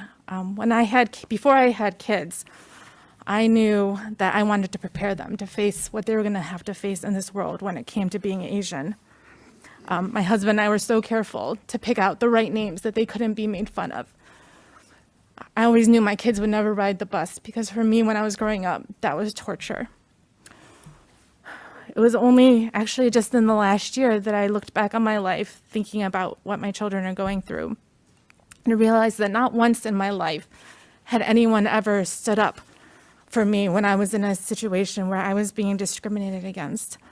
Not once. And so I really commend this community here for really standing up and for being here. It's incredible. But actually, it's kind of the reason why it's funny is the reason I'm here actually is because I'm afraid of a different kind of discrimination that is happening. Right now, all across Massachusetts, there's all different protocols that are being adopted by different schools. There are vaccine mandates. There are mandates for children to get a COVID vaccine to participate in extracurricular activities. If you listened, I know many of you watched the video from last time. My children at the age of 6 months, all 3 of them had adverse reactions to their MMR vaccine, which caused them to have seizures. So I understand when it came to COVID, before COVID hit, I lived in fear for the last 10 years. Every time my kids get sick, they get a seizure. It's not just, a normal sickness. I have to watch my children have seizures. My children have to watch their siblings have a seizure. And for this reason, my kids, even though I didn't realize this, I didn't know that this was what happened to them until much later on, my kids cannot receive another vaccine. And can't tell you how many tears that I have cried thinking about my children not being able to participate in sports. This year, my youngest wasn't able to participate in school because he can't wear a face mask. These are the kind of blanketed policies that I am here to say that we need to think about a better way forward. We've kind of gone against, over the years, we've talked so much about inclusion. Students have IEPs. Somehow we've gone completely against, almost backwards. Sometimes I wonder if I'm living in an alternate universe. There's no more IEPs. I mean, not that there's no more IEPs, but, there's no more looking at that every individual is different. Their medical history is different. Commissioner O'Reilly wants to have everybody, once the school reaches 80% vaccination rate, to segregate children by having the unvaccinated continue to wear masks while the vaccinated can go without wearing masks. That is the policy he wants schools to adopt. That is why I ended up pulling my children, because I didn't know when this was going to happen. My kids were already feeling stressed at school, knowing that this might happen. That's not something that they should be worried about. They shouldn't be having to worry about if someone's going to ask them if they're vaccinated or not vaccinated. They shouldn't have to explain those type of things. And there are many parents in this city who are worried about these things, even if they've been vaccinated themselves. That might not be what they want for their kids, and they should have that choice. And so I pray as a school board that you'll be able to hear us parents, and that there is a way we can make a better way forward, and that people can have their choices and be free, and that my children won't have to face not only racial discrimination, but medical discrimination as well. I'm sorry, am I out of time? Yes, thank you so much. Thank you for coming back. Thank you.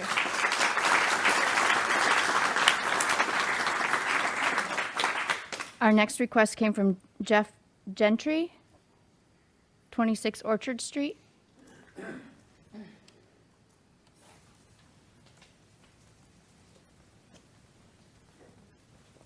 The mic is green.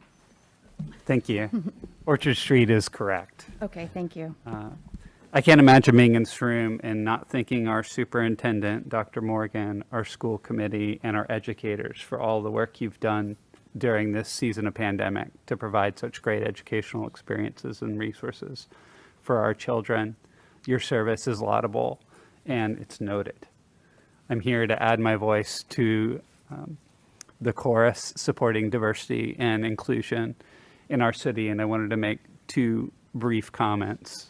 One, as a disability professional who works with young adults and adults with disabilities integrating into the workforce, I wanted to commend our schools for their commitment to inclusion and bringing children into mainstream classrooms.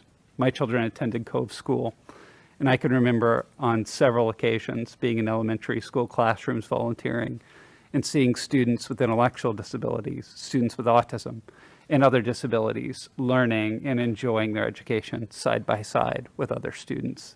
That's commendable. Caitlin Casale, who's a transition educator at the high school, does a fantastic job preparing our young adults with disabilities for work and for post-secondary education here in our city and beyond. She is an asset. I work with transition educators every day. We are fortunate to have her. Disability is an inclusion issue, and I'm grateful that we have a school committee and a group of educators that are committed to inclusion for our students with disabilities.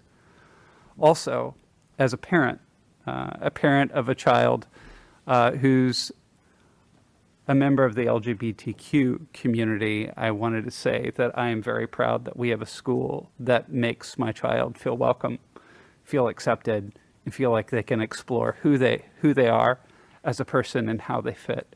This is a welcoming community. At the same time, we can't be Pollyannas. Beverly at times is more monochromatic and monocultural than we would hope. As an educator and a disability professional who worked in very diverse, underserved cities, that was a great debate in our household, whether we stayed in Beverly. Because while our neighborhoods might be monochromatic, the future of our cities and the future of this world is not. I would encourage us from the education level and as leaders of our city to continue to lean into diversity, following Dr. Morgan, following Dr. Kenzie, and looking towards a future that is diverse as the future of our country. Thank you and have a nice evening. Thank you, Mr. Jensen.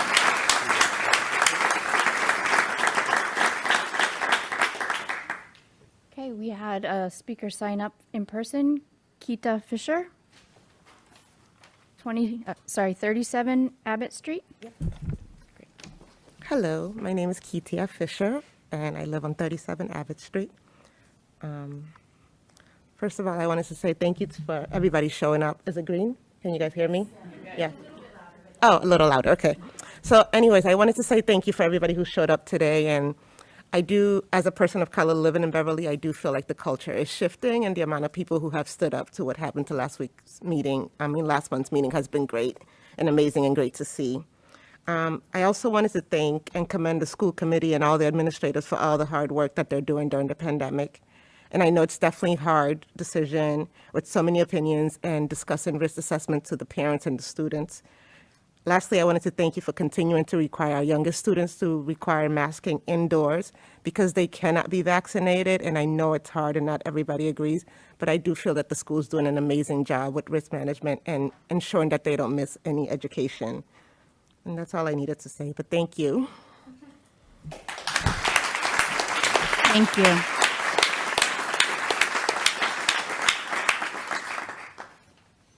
I had two other requests that came in via citizen concerns email. Is Diane McCarn available? And Leah Jones, I had a request from you initially, but I never had follow-up. No? Okay. Okay, let me just look at my email. I think we have a couple of letters to add. I will get to that and to that. So Megan, and Laura. Okay, the chair is going to enter into the record some comments from people who were not able to join us this evening. Our first email comes from James and Dagmar Wan from 7 Atlantic Ave. The general topic is support of our Ward 2 school committee representative. Dear school committee, as residents of Ward 2 and in light of recent comments regarding Dr. McKenzie, we want to express our support of our representative on the school committee. As you well know, since September, we were without active representation during a very difficult and uncertain time of the school year. We remember being thrilled after hearing that there were 3 very qualified candidates for the honor of serving our ward. We were certainly happy to hear that Dr. McKenzie received the unanimous support of both the City Council and the school committee to represent us and the needs of our children. Her unique and extensive qualifications, as well as her commitment to providing opportunity to all students, are what we believe will be a great help to the school committee as it makes the necessary decisions for maximizing the educational outcomes of our students in our city. We also wish to express our deepest gratitude to Dr. McKenzie for helping the city navigate through this difficult time regarding our schools. I cannot imagine how challenging it must be to balance both safety and educational opportunity during this pandemic, but from what we have seen, we cannot be more pleased with how the instruction of our children in our neighborhood has been handled. We are thankful for Dr. McKenzie's service to our ward, and we look forward to her further leadership in our public schools. Sincerely, James and Dagmar Wan, 7 Atlantic Ave. The next item that was asked to be recorded into the record comes from Rachel Hand, associated with Family Promise and a Beverly resident at 21 Mulberry Street. The general topic is respect and dignity in every person. Hello, if it's not too late, I would like to submit a statement to be read at the October 13th meeting. The events of the last school committee meeting held on September 8th were both disturbing and disheartening. When we moved to Beverly in 2018, my husband and I wanted to live in a community where our future children could easily learn to respect the dignity in every person that they meet.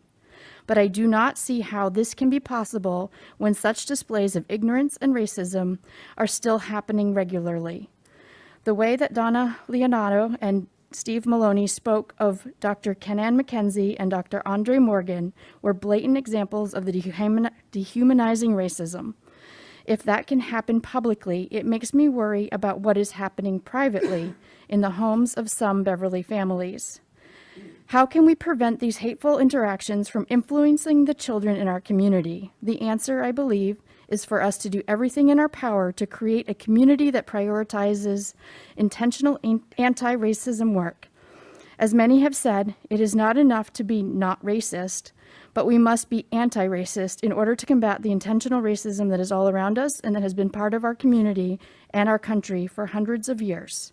Although the city has made strides in promoting this work, especially through the hiring of Abu Toppin and Dr. Morgan, this work cannot be done solely at the municipal level. It is up to each of us in our daily lives to stop racism and racist microaggressions whenever and wherever we see them happening. When a child sees a display of hate, as portrayed at last month's meeting, they should also see that people are standing up against it.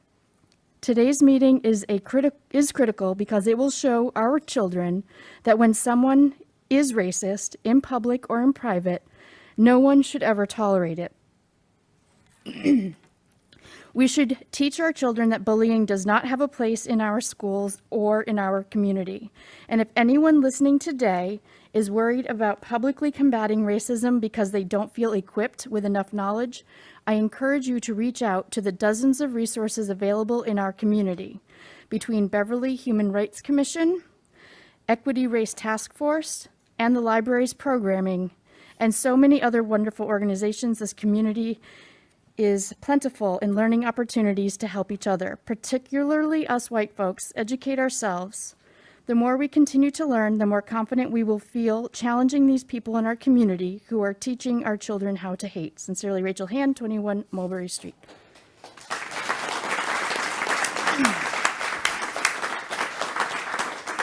The next request for the record comes from Linda Goodspeed, 5 Marjorie Way.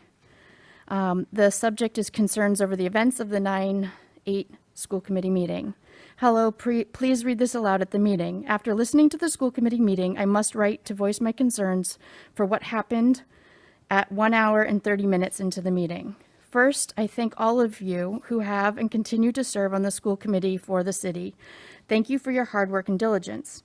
Second, I believe that our beautiful Garden City must be a place of inclusion and a city of diversity and equity for all. We are a group of people who want everyone to feel Beverly is a sanctuary city, a community that does not attack based on the color of your skin, your gender or sexual orientation, not on your religion or your place of birth, and not on the level of your wealth. A viewer of the school committee meeting would not have believed this. Listening to Donna Leonaco and then Steve Maloney was shocking to me. I thought this time was gone, when one could be dismissed because of color. It was like watching a witch hunt. They're looking for that person who looked different on the committee, saying her and she as though Dr. McKenzie were not present. It was shocking, though not surprising, as we hear of a rising bigotry and anti-Semitism in our country. I also heard from Ms. Leonaco and Mr. Maloney was, you, quote unquote, you are not welcome here. What can we do? As a city, let's offer public DEI and unconscious bias training to the city of Beverly and all employees. If there isn't budgets for this, let's get donations. You did a great job at the meeting keeping to the time allotted for speakers. Perhaps an added announcement needs to be made to remind people of additional rules of conduct when speaking, and those who violate the rules will be banned for speaking for 6 months. Finally, thank you for being transparent with your activities and allowing the public a window into your activities. Respectfully, Linda Goodspeed, Marjorie Way, Ward 5.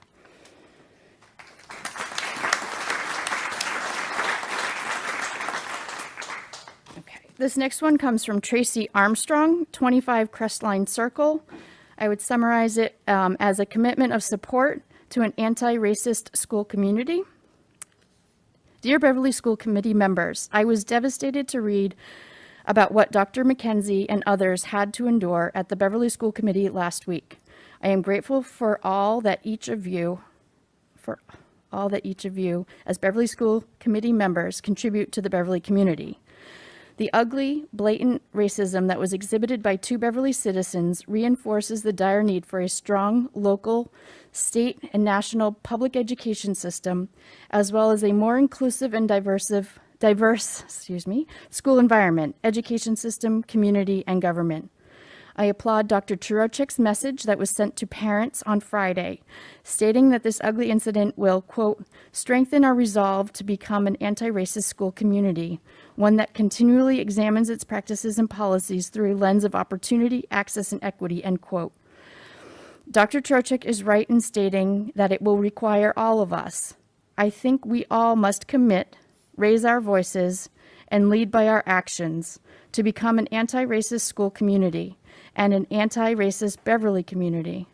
This is about more than schools, to create a community where all citizens of any age feel a sense of belonging and inclusion. I am committed to this, and I stand in support of Dr. McKenzie, the Beverly School Committee, Mayor Cahill, and a more diverse and inclusive Beverly community in the broadest sense. With care and concern, Tracy Armstrong, 25 Crestline Circle.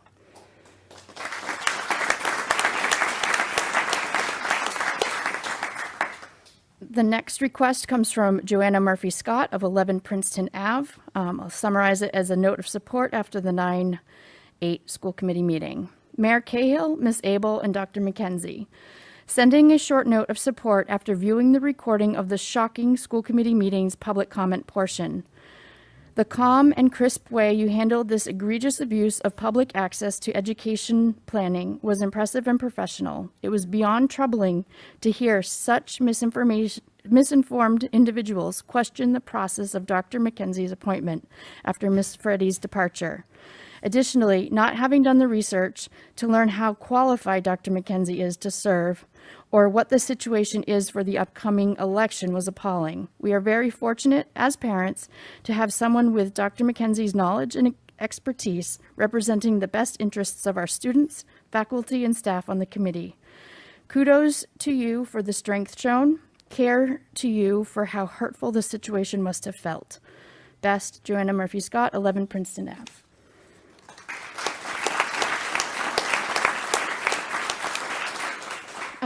This next one is a slight bit longer, but it is submitted on behalf of two residents, Diana Neithammer of 12 Pratt Avenue and Brad Willenbrock of 5A Clifford Avenue. They are on the Anti-Racism Task Force of the Unitarian Universalist First Parish Church of Beverly. This is dated October 8th. To the members of the Beverly School Committee, as Unitarian Universalists committed to racial justice, we are writing to express our concern over the conversations regarding Dr. Ken-Ann McKenzie and our school system's anti-racism curriculum held during the September 8th school committee meeting. We support Dr. McKenzie and the committee's anti-racism efforts, but we are troubled by two aspects: the committee's willingness to bend procedures to accommodate the racism of the two citizens, and the committee's lack of defense for its own laudable anti-racism efforts. First, while all citizens have a right to publicly express their views, they do not have a right to break rules and blatantly disrespect committee members. Citizens may say things which others find disagreeable or even morally repulsive. However, it is inappropriate to hijack the public comment period of a meeting to insist upon an immediate response from the committee, talk over the committee members and the mayor, talk past the allowed time, and call out while other citizens are speaking. The two citizens should not have been allowed to debate Dr. McKenzie's qualifications. Their demand for an immediate response to questions was disrespectful, and a polite explanation that during the public comment period, citizens may represent their views, but the committee does not respond with an offer to talk after the meeting would have sufficed. In addition, their questions itself was racist.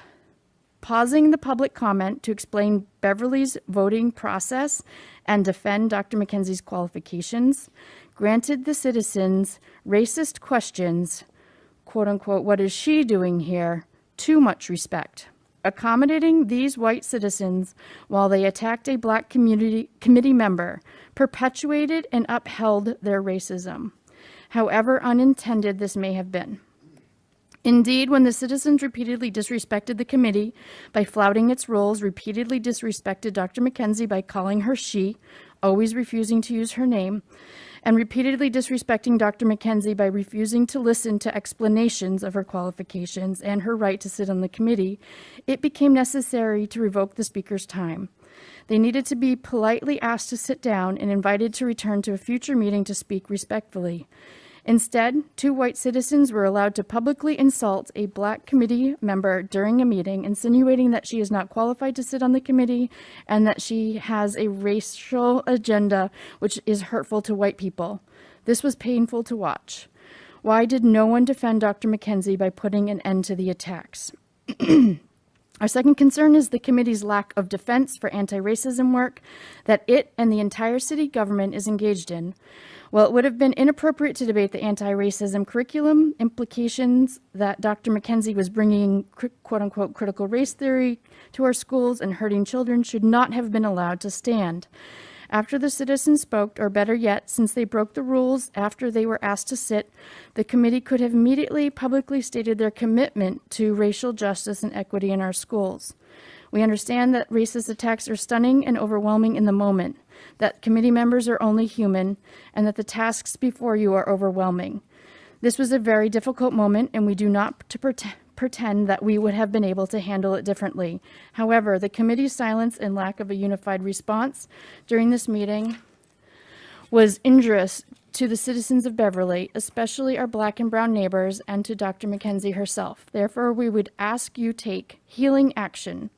We applaud your decision to hold a community conversation to address this issue, but we encourage you to do more. Privately, please review your procedures to handle disrespectful disruptions while honoring the admirable commitment to open meetings where citizens can raise their voices and their minds. Publicly, please issue a statement in support of Beverly's anti-racism curriculum, and if Dr. McKenzie is comfortable with it, please release a statement in support for her as well. Beverly is lucky to have a highly qualified Dr. Kenan McKenzie and all of our school committee members volunteering for our city. We hope that you will join. We hope to join with you and other community organizations in supporting anti-racism. With sincere thanks and dedication, the Anti-Racism Task Force of First Parish Church, Unitarian Universalist Beverly.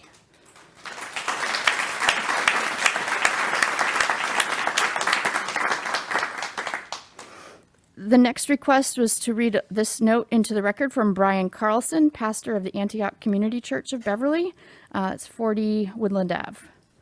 Dear Beverly School Committee, Mayor Cahill, and Superintendent Trocheck, I was saddened to hear about and then watch the school committee meeting last month. The anger and disrespect that was levied against you all, and one of you in particular, was wrong. You are people first and foremost, and are worthy of honor and dignity. Today, I want to say thank you for what may have seemed, which often seems like a thankless job. My hope is that, at least today, that will not ring true. Thank you for serving our community. Thank you for persevering through an incredibly difficult year and a half. Thank you for caring about our kids. Thank you for giving your time to our city. Thank you for the willingness to receive criticism, to make tough decisions, and to move us forward when you know everyone will not be happy with you. You are appreciated and valued. Specifically, thank you, Dr. McKenzie. Thank you for joining this team. Thank you for your courage. Thank you for refusing to disrespect those who disrespect you. Thank you for representing our city well. Thank you for stepping out and stepping up. Thank you for taking a risk to be an agent of change. I pray that you will be comforted and encouraged to continue your stand. You are appreciated and valued. As you all continue to consider the welfare of the citizens of Beverly and the children in particular, I offer my support of service. With hope and appreciation, Brian Carlson, pastor of Antioch Community Church of Beverly, 40 Woodland Ave.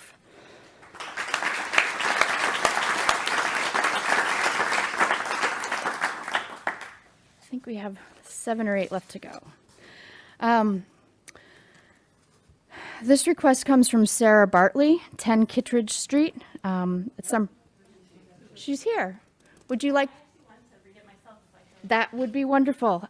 Thank you. I can give you a break and probably say it faster. That would be wonderful, and I'll have a sip of water. Yeah, you drink. All right. I'm Sarah Bartley, 10 Kittredge Street. Hi, especially to my school committee member. So over the last month, I've reflected a lot on the meeting that happened last month. I wanted to say really 2 things, and the first is thank you. So thank you to actually all of you who serve on the school committee. I think you really have to count the cost when you serve in school committee. It's your time away from your family.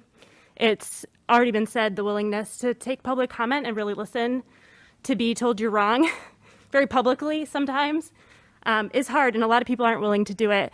So I just want to thank you for counting that cost.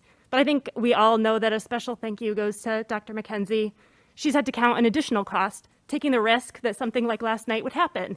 She probably knew that that was a risk, and she's done it anyway. And so I just want to call out a special thank you to her for that, because I think we all benefit from her willingness to step out and serve in this way. My kids do.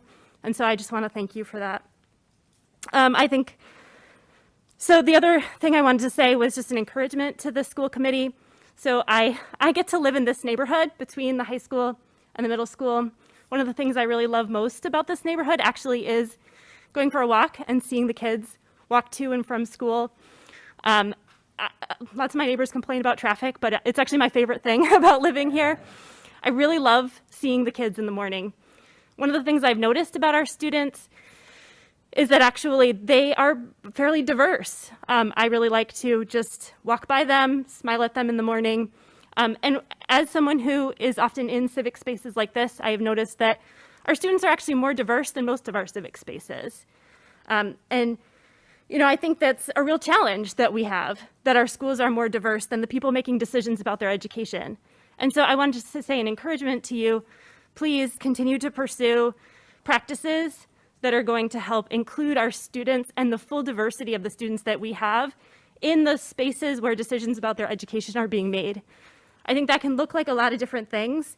I think it can look like committees where students are involved and adding their experiences. I think it looks like putting students' experiences first across all of our programming, from transportation to curriculum.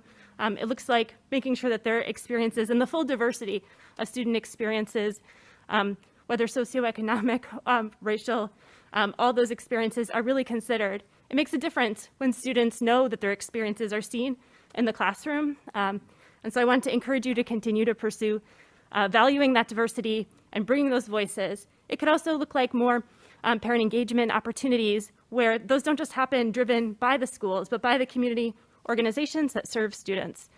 They also have a lot to say and bring to the table. So I want to encourage you in that way and just take the time to thank each of you.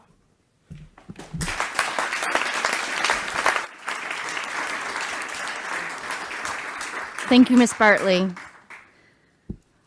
I'll just check. Amy Broadbent of 92 Hull Street has sent along these statements. Dear committee, I just wanted to express my sincere gratitude to the entire committee for their hard work during these unprecedented times. Decisions have not been easy, and there's no way you can make everyone happy. But I feel as though you've done your best. I would like to personally apologize to Dr. McKenzie for the behavior of the very few in this city that express themselves in a way that is disrespectful and hurtful to her specifically. This town is grateful for you, your time, your thoughts, and your contributions, and we are absolutely lucky to have you. With greatest regard, Amy Broadbent, mother of a junior at Beverly High School.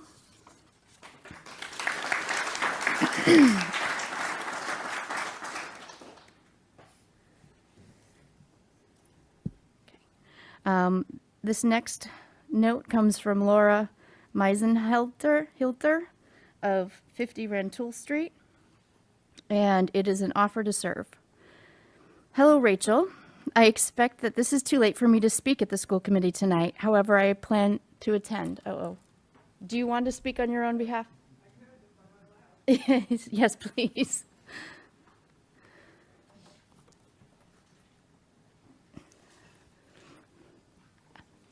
I misrecorded that opportunity for you to speak. Thank you.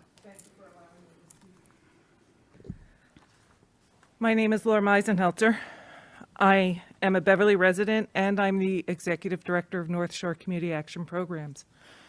I and a board member, Rachel Hand, left NASCAP's board meeting to be here, and I can safely say that the entire board of directors at NASCAP is appalled at the racism, obviously, and that we fully support Dr. McKenzie and the efforts of the Beverly School District and City in their work for diversity, equity, and inclusion. I was dumbfounded to read the comments directed at Dr. McKenzie and Dr. Morgan. Such behavior is all too common in the United States, but I was naive in thinking that such blatant racism would not happen in my city. I challenge racist comments and behaviors when I see them happening in front of me. However, as executive director at NASCAP, I realize that that's not enough. I am offering to serve in whatever way makes sense to further healthy and healing conversations in our community, either as a private citizen or in my professional capacity. To Dr. Kenzie and Dr. Morgan, I hope that the response from our community has helped you in some way.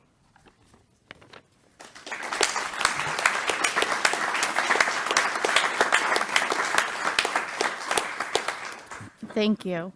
The next I have is from City Councilor Scott Hausman, who is in a joint council meeting this evening and unable to attend. He asked me to read this into the record. His address is 27 Appleton Ave. Dear honorable members of the school committee, I am writing to express my support for Dr. Kenan McKenzie and the school committee in response to hateful and racist behavior displayed at your September 8 meeting. The language spoken and behavior exhibited by members of the public who were disrespectful to Dr. McKenzie and the committee were reprehensible and deserve our condemnation. Beverly is a no place for hate community. This is our community creed. It is incumbent on our entire community to live up to the values that we declare we hold. This specifically applies to elected officials. We must speak up and speak out and engage and set an example of affirmatively anti-racist behavior. Because City Council is meeting tonight in joint session with the Salem City Council, I am unable to attend your meeting tonight. It is my hope that a strong show of support for both Dr. McKenzie and the community anti-racism action is exhibited this evening. It is also my hope that the September 8 incident is used to create a constructive dialogue within our community about who we are and who we want to be as a city. If we can do this, then we can hope to create a more inclusive Beverly, free from hate and bigotry. Thank you for your service. Regards, Scott Hausman, City Councilor, Ward 4.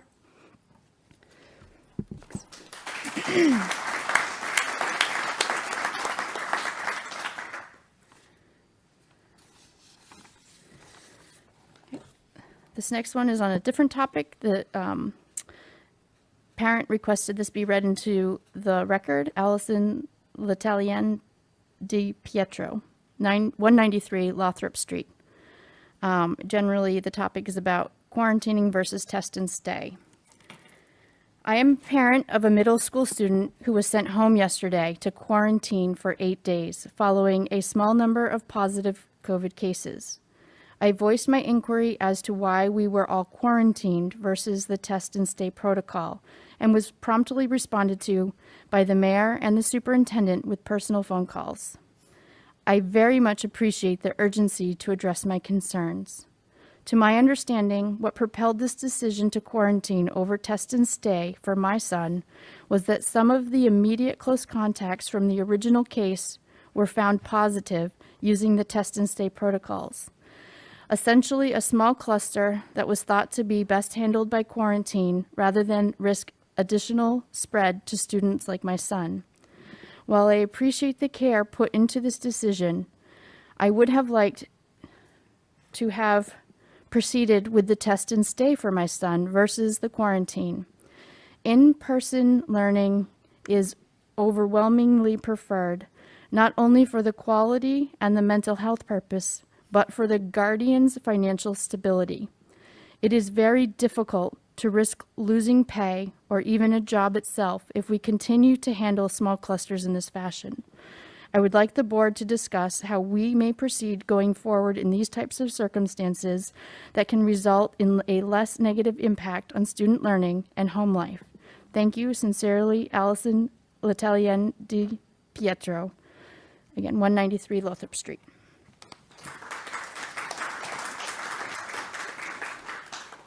The next two are going to challenge my vision since I didn't bring my readers. This is a letter received from Megan Sudak. I'm going to read it for the first time with you. Good evening. I know this is late, but I was planning to sign up to speak earlier today and then found out we have a COVID situation in my household. I didn't want to put anyone at risk. Oh, I don't know if I was supposed to read that part out loud. I apologize. If possible, please read the following out loud. I'm so sorry. Okay.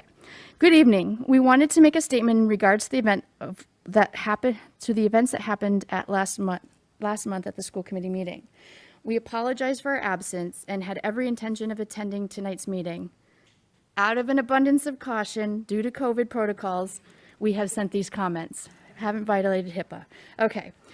We wanted to show our support for the members of the school committee and their tireless efforts over the past 19 months. None of you, or any administrator, teacher, nurse, staff member, or paraprofessional in the world, for that matter, signed up for the job that you have been doing and continue to do. We especially want to speak to Dr. McKenzie directly and say that we are so sorry for the way that she was treated last month. That is not what Beverly is about. We are all learning daily how to navigate the world as parents. However, we want to help make our community a better place. The only way we can do this is by standing up and striving towards an anti-racist community. We know if we don't speak up, we are part of the problem. We stand by you, Dr. McKenzie, as well as all of the members of the Beverly Public Schools. Hate is not a Beverly value. Sincerely, Megan and Sheila Sudak, 35 Odell Ave.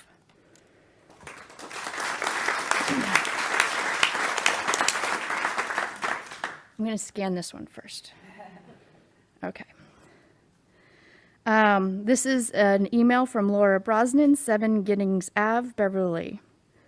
Good evening, members of the Beverly School Committee. My apologies for this late submission of comment for tonight's meeting. I unfortunately cannot attend the meeting tonight, but hope to share the following. My name is Laura Brosnan of Giddings Ave in Beverly. I am a parent of a 4-year-old son who is currently enrolled at the Sterling Wise ELC and will go to Hannah. I seek to add my voice to those of my neighbors condemning the blatant and ugly racism to which Dr. McKenzie was subject to at your last school committee meeting. I thank Dr. McKenzie for her stewardship in our city's schools and her courage and leadership as the city plans next steps in pursuit of racial justice in our schools and our community. Thank you, yours sincerely, Laura Brosnan, 7 Giddings Ave.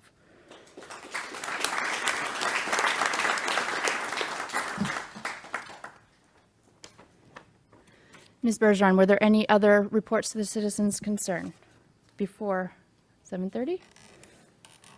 Okay, I believe that concludes that portion of our agenda. We're going to take a 3-minute recess. We do have 6 more items to address this evening, but we'll take a brief recess. Thank you.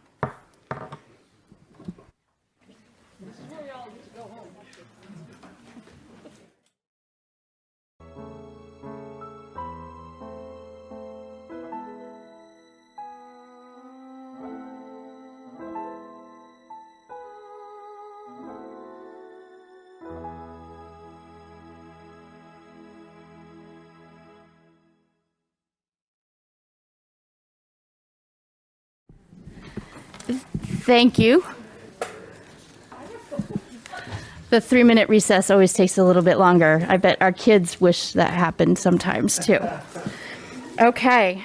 Our next item is items by consensus. These are represented in our agenda this evening. Item number 6, they are warrants, letters A through E. As a group, is there a motion? So moved. Thank you, Mayor Cahill. Thank you, Ms. Visnick. I don't assume we have any questions, so all those in favor? 7-0. There's a hand up there, right? Okay. Next is the school committee chairs updates. I wanted to call attention to one of our jobs, which is hiring and evaluating our superintendent. I wanted to point out that we played catch up earlier in February for the 2019 to 2020 school year, and we were also presented with the goals for the 2021 school year. That year has completed. We are now in 21-22. So we have to play catch up on another evaluation. Many of us had the opportunity to use the new rubric and evaluation forms that our Desi had created. And I wanted to share with you that after this meeting tonight, I will be sending an email to all of us with links to resources from MASC. They have both a 5-part recorded series as well as a training that I attended a couple weeks ago. It's about an hour long, and I found it to be very helpful as a refresher for how the process works using the new superintendent evaluation forms and rubric. So that email will come right after this meeting tonight. I would encourage each of you to ask Ms. Bergeron for any help with the form, as we each independently need to create our own evaluations and then submit them to Ms. Bergeron and Dr. Flaherty, who will be aggregating our responses for one unified committee evaluation. My desire is that this committee would be able to review and approve that aggregated evaluation for the 2021 school year at our next committee of the whole, which is October 27th. So Dr. Churchak has agreed to provide evidence that supports the different goals that she had outlined and we had accepted for her. I think that unlike other school committees, we have been pretty much in constant communication through the past school year with our superintendent. So many of the items may be intimately familiar with us. And so my hope is that the process is rather streamlined for each of you. So ideally, I'd like for this committee to individually return the forms by Thursday, October 21st, so that they have time to be compiled and provided out in advance of our meeting. They probably will, go after the initial packet, but we will have the opportunity in open session to review and approve those. And then we also have come up to the third year of our superintendent contract.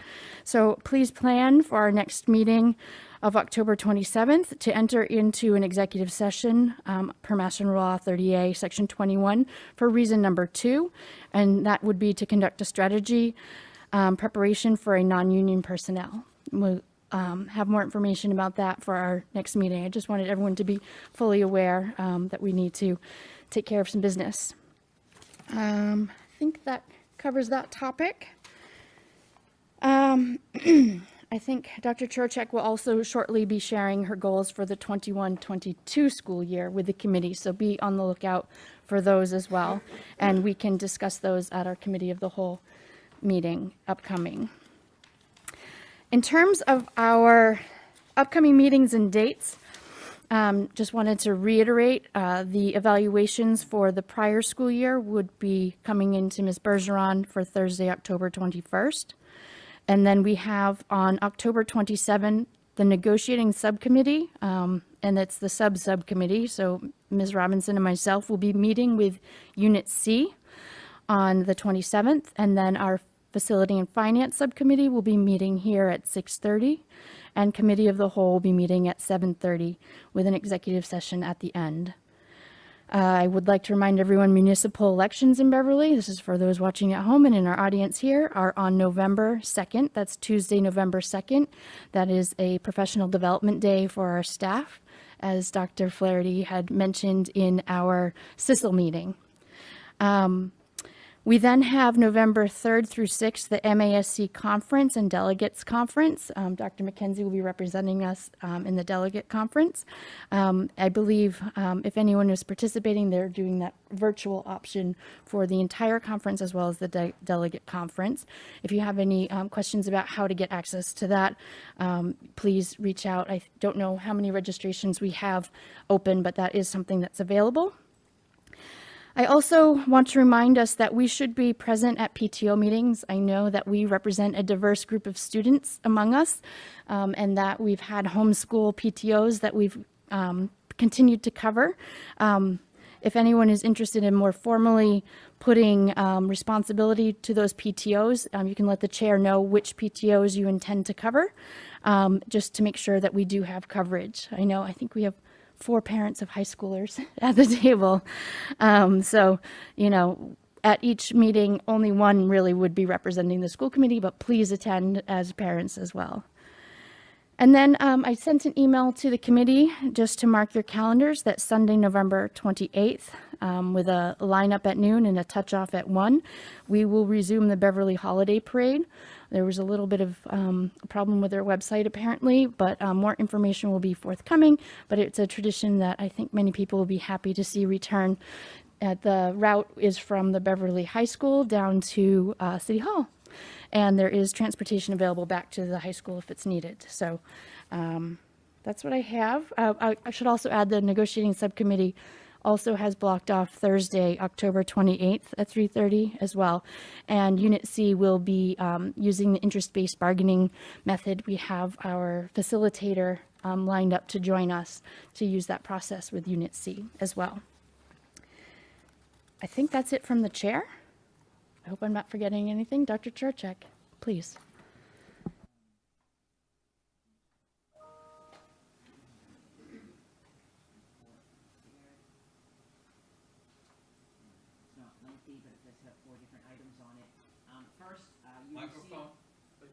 Thank you.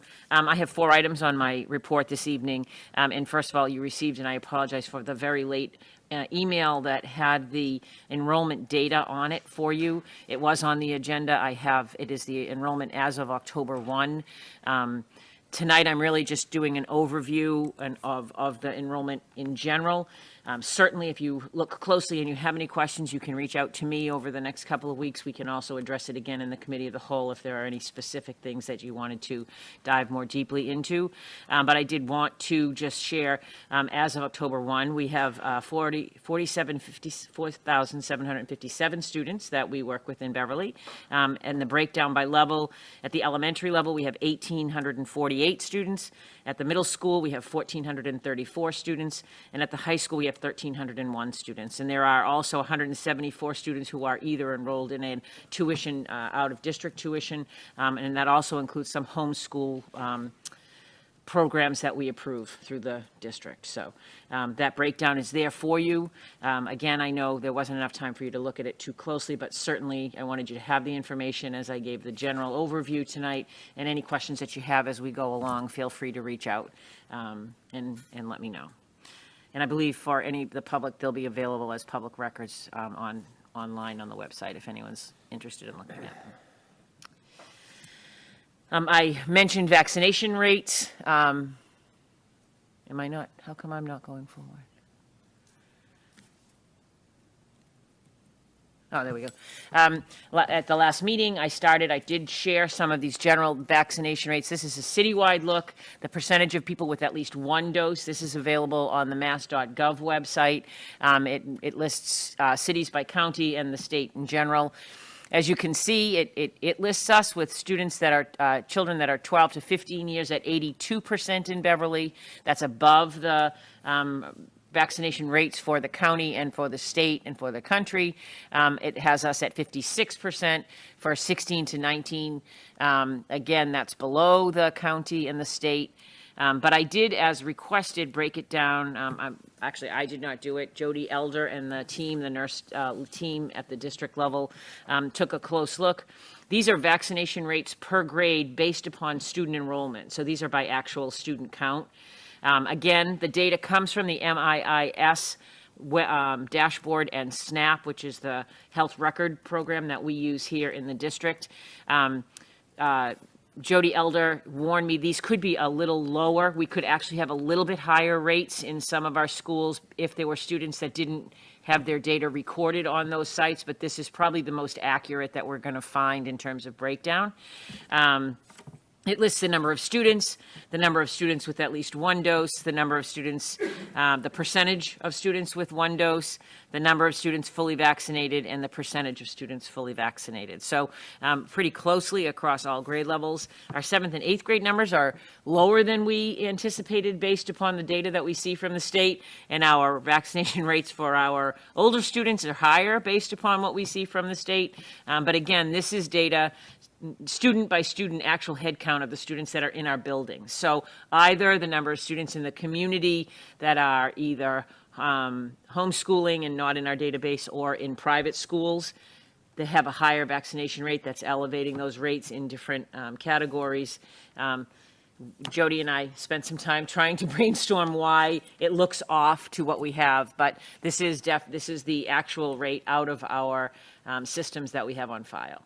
Again, we'll continue to look at it and we continue to monitor it, but this is where we sit as we speak right now. So I don't know if there's any questions particularly on the vaccination rates that I can answer any more than saying I'm not really sure why they're off, but it is interesting to take a peek at a little bit over the spread that we have and where people sit. Okay. The third item that this is as I've been doing all along, just sharing that we do have our district dashboard. It does give the current active cases in this was as of Friday. We updated on Tuesdays and Fridays. It was a long weekend, so the data is catching up, but this is just the active number of cases and the year-to-date cases that we have so far. And then again, the 7-day data for Beverly, but the Board of Health keeps me up to date in terms of the Beverly data, where we are in terms of cases. And as you can see, that daily average incidence rate is sort of holding steady. We had a little dip in the week of September 19th, but we have hovered right around 20 for the last couple of weeks. And that's incidents per 100,000.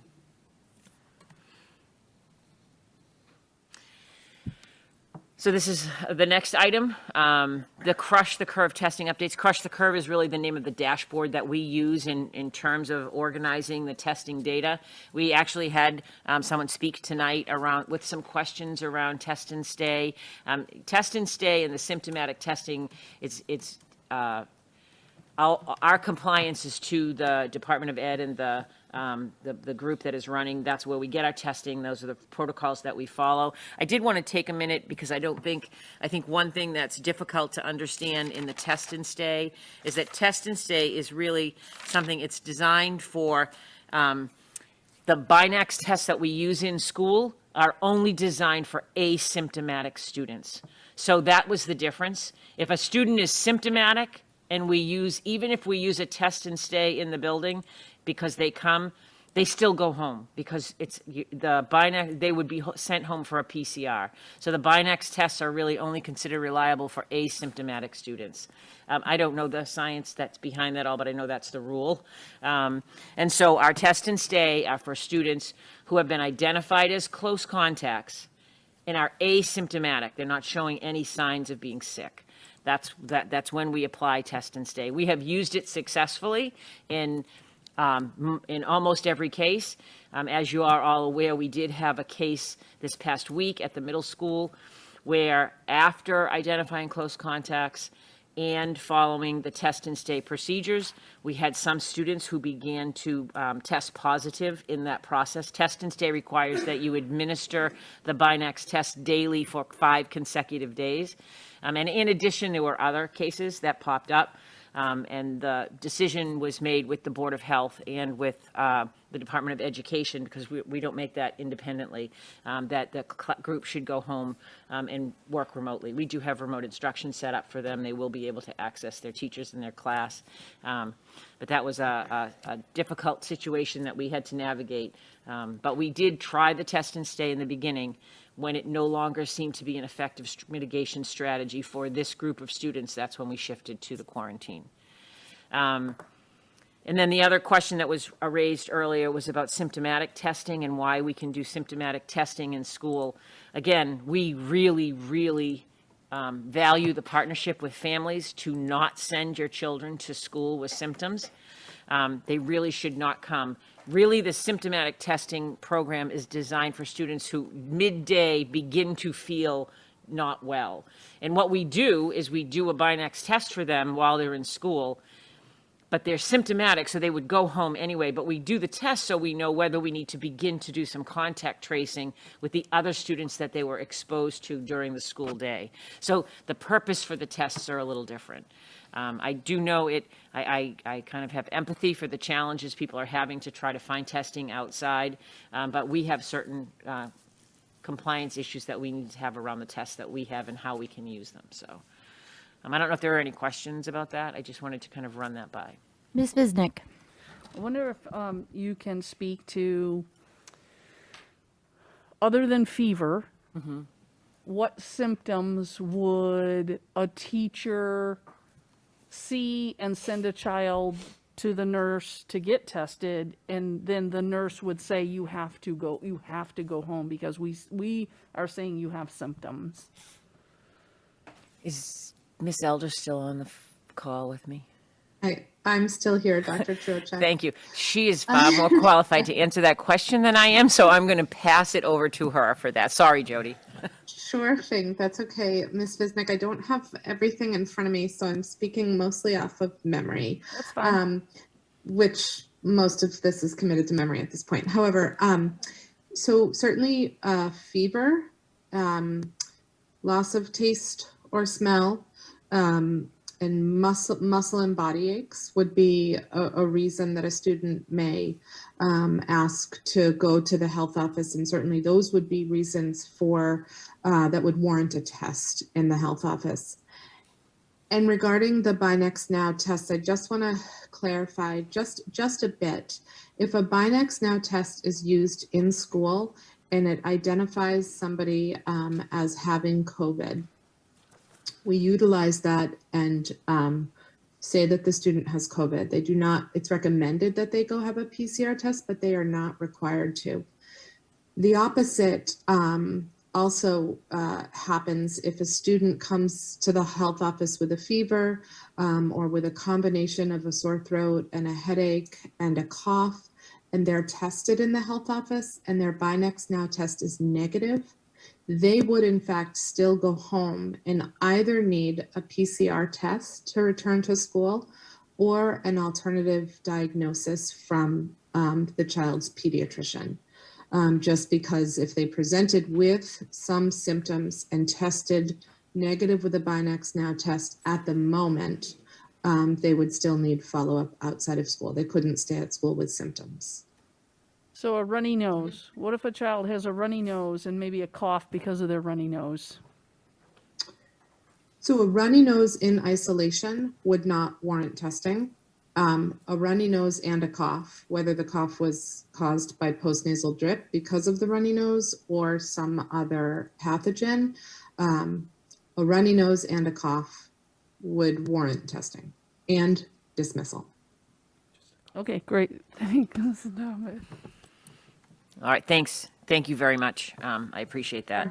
You did that much better than I could ever have attempted. So, all right, any other questions on the Crush the Curve testing updates?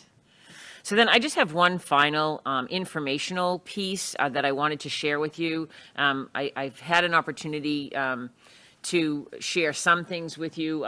We've had some conversations around chronic attendance. We've thought a lot about chronic attendance in respect to our the pandemic and some situations around COVID, but we also wanted to talk about, this has been sort of we've been looking often at silver linings. Dr. Flaherty and I talk a lot about what are the silver linings, what have we found, or what have we learned that we can do better or different. And one of them that we really feel has been the work that has been done by the Essex County Attendance Group. It's something that we became a member of as a result of some work within the pandemic. Ms. Abel is a member of that group, Mr. Thomas at the high school, Dr. Flaherty, and Mrs. Smith from Centerville are all members of that group. And it's a group that it's an initiative that has been supported by the Regional Youth Prevention Network. We've been a part of the group for the last 2 years, I think in part because of the pandemic. It was sort of something that grew out of that. The group includes Gloucester, Danvers, Beverly, and also I think some other smaller towns on Cape Ann. And it came out of the ties that we had originally around our drug-free community grants. And I know that many of you are familiar that we've been part of that and been working on that, whether it's the MOAPC, which is the Massachusetts Opiate Abuse Prevention Collaborative, or the Substance Abuse Prevention Collaborative. A lot of these groups have come together and begun working together, and all of it aligns with the work of the Be Healthy Beverly Committee that we have. So I just wanted to share a little bit.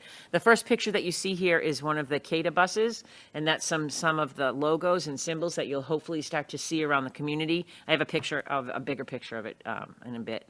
But really, it's a campaign, as I said, it began during the pandemic. It was sort of driven by the urgency that we had about connecting with students who weren't attending school.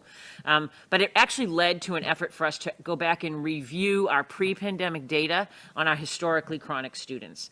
The data that we collected, we did this through surveys, through student interviews, through outreach to families, was combined with data from other communities, and it sort of led to some really important realizations that we have about what we can do or how we should be addressing chronic attendance and chronic absenteeism.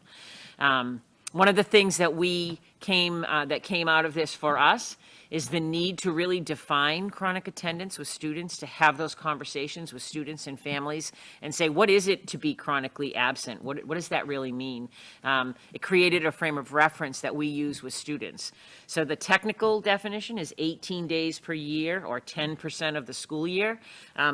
in essence, that's one day every other week. And when we talk to students about the fact that that's just one day every other week, they're like, I'm not absent a lot. I'm only absent in a couple of days a month. And if you add it all up, it really adds up. So it really helped us in our framing of what we do. It also, the work of this group and the work together that when we come back from the group that we do at the building levels, help us identify sort of some gaps that we had and create some intervention plans. So our intervention plans for those students who are chronically absent are far more individualized, I think. And we're taking a very close look at what circumstances are causing them and how can we put supports in place for families and for students that might need it. And then finally, it really worked some, and it shaped the psychoeducational outreach. So our counselors, in particular our new outreach counselor at the high school, Mr. James Retos, has done a lot of work around this, and it's given us sort of a new lens to take a look at. Instead of it just being, someone's just not coming and they just, oh, they don't care or they don't want to come to school, really taking a look at what is really some of the causes for these students and how can we be supportive. And as well as taking a look within the mental health realm, how, are there mental health supports that we might need to put in place for families or for students? And then this is the final, I think this is the logo with the tagline that you'll begin to see utilized more often. Every day matters, and together we can improve student attendance. In addition, the Essex County Attendance Group is also working in partnership with Be Healthy Beverly, and so another area that I think it was alluded to earlier in the CISL conversation that we had, perhaps, is the Parent U, which is an opportunity that we've put together to try to educate parents. And the first effort that they have for this group is a series of movies and conversations. The plan is that there will be a public community showing of Angst in November, a showing of Like in February, and a showing of Upstanders in April. And so those are going to be community events and community showings and community conversations. But in addition, we were able to acquire the license for all three of those for 1 year. So between the middle school and high school, they're putting together a series so that all of our students in those schools will have an opportunity to see those over the course of the next year and in their wellness classes at the high school and the middle school. So I just thought these were some important areas that we talk about, and we don't always have the opportunity to catch everybody up on what's going on and what's happening. So I appreciate the work that the group is doing, and I think it's really helpful for our students. So I don't know if there are any quick questions on that, or?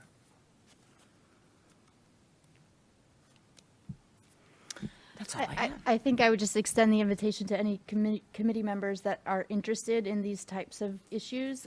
It's an open forum. I stumbled into it based on my participation in Be Healthy Beverly and got an invite to my first meeting, looked at the data with Mr. Thomas, and it's really eye-opening to see some of the reasons, the personal reasons why people aren't able to get their students to school, and think of new ways in which we can do outreach to those students. So please let me know. I can connect you to the invitations. They generally occur in the mornings, so it might be challenging for a couple people's schedule, but it's usually in the mornings during the week. All right, that's all I get. Thank you. If we don't have any other questions for Dr. Chorchek, we have committee reports this evening. I believe the Standing Committee on Finance and Facilities is bringing a few items forward, as well as recapitulating the meeting of 2-3 weeks ago. Wednesday, September 22nd. I'll just pile on, the Be Healthy Beverly meetings, actually, they do a really good job, I think, of holding to their agenda, and they try to hold their meetings to only an hour. So although they're early in the morning, and sometimes that's a challenge for some of us, they're really good about respecting that hour, and then you're out. All right, the Standing Committee on Finance and Facilities last met on Wednesday, September 22nd, and in our new stacked format, I was a little challenged. We maybe went a minute or two over, speaking of holding to an hour's agenda. As just a general rule of thumb, when we hold one of these meetings, there's certain things we do every single meeting, which is we review the B&G report, our revenues, our expenses, our transfers, gifts to schools. Sometimes we have a guest speaker. Those guest speakers are often a department head, such as food services or B&G. athletics. Our guest speaker last month was Mr. Mike Collins, and he introduced in person our new director of public schools division. So like the head of B&G for the schools. And then like the one, other than normal business, the one topic that we really took up, discussed and voted on was a wall ball proposal. And that already went to the committee of the whole in the stacked meeting. And we also reviewed and voted on the new dietitian position. So with that said, the Standing Committee on Finance and Facilities recommends the addition of that new position of a dietitian. And before I say, will somebody make that motion, I will add that the food services division is what is the word I want, Jean? Funded. Self-funded, right? So for them to spend money on a dietitian to add a position, they have the money in their budget. They bring in the money, and so they're like, yeah, self-funded. That's not really the word I wanted. There was some other term I wanted, but regardless, maybe self-sustaining. They have the money in their own budget for this position. It's not coming out of anywhere else. So moved. You want that? Sure. So moved. Seconded. All right. I would just like to say I was an observer to that meeting, and I think that Ms. Leal presented a good rationale for why it is so important to have a dietitian, especially with the increase of food allergies. It is a very difficult job to check labels and to make sure that we are providing nutritionally sound as well as safe food. So I think that that rationale was one that I heard and is a reason why I'm going to support this when we vote. Are there any other questions about this position? Okay, all those in favor of adding a registered dietitian for food services department for the school year? 7-0. Thank you. The Standing Committee on Finance and Facilities recommends the acceptance of grants in the amount of $7,404,894. I would make a motion to approve accepting the grants as outlined in the spreadsheet that was provided by Ms. Sherburne and the Finance and Facility for the total of $7,404,894. Second. Thank you. Just a quick question. Is that ESSER 3? Is that a combination of ESSERs? What is it? It's a combination of our entitlement grants, our ESSER grants, and our special education. No, not the special education, Jean. There's a American here's Rescue. the list. Can you see the list? Here, I'll make the font bigger for you. Yeah, you have that. Yep. Yeah. So there were a couple of special education ones in there as well. Yeah, sorry, Kim. Sorry. Do you want me to share that on the screen? Does it matter? If you don't mind pulling that up. Okay. Oh, I'm not on the Zoom. Okay, I never can't mind. On the Hold on. Zoom? Oh, no, I'm off the Zoom No, too. okay. It was in our packets. It was presented at F&F. I have a copy here. The American Rescue Plan Individuals with Disabilities Education Act, $301,876. There's another one for early childhood at $26,851. There's early childhood special education program federal entitlement grant, $34,324. Elementary and secondary education emergency relief fund, that was ESSER 3. That's the bigger ticket item at $4,741,978. The Individuals with Disabilities Act, IDA, federal special education entitlement grant at $1,423,071. Educational entitlement, Strengthening Careers in Technical Education for the 21st Century Act. This is a Perkins 5 for the secondary level. It is $34,890. Title I, Part A, improving basic programs, $655,158. Title II, Part A, supporting effective instruction, $110,466. Title III, English language acquisition and academic achievement at $30,926. And then Title IV, Part A, student support and academic enrichment, that's $45,354, again, totaling $7,404,894. So it's a. Sorry to make you read that. No, I should no, have read that's that. all You had to right. read It's- all those other letters earlier today. I should have read that. I'm That's sorry. all right. That's all right. So I, gratefully we accept these grants and entitlements. So, were there other questions? If not, ready for a vote? All those in favor of accepting the grants and entitlements? That is 7-0. Thank you. Okay, the Standing Committee on Finance and Facilities recommends we accept the transfers listed on the enclosed document, lettered J as in jam, E as in egg, 444. I will not be reading this one. There's a lot of them. So this is an 11-page document that was included. It's a printout from Munis in our municipal accounting software. It was recommended for approval by the Finance and Facilities Subcommittee.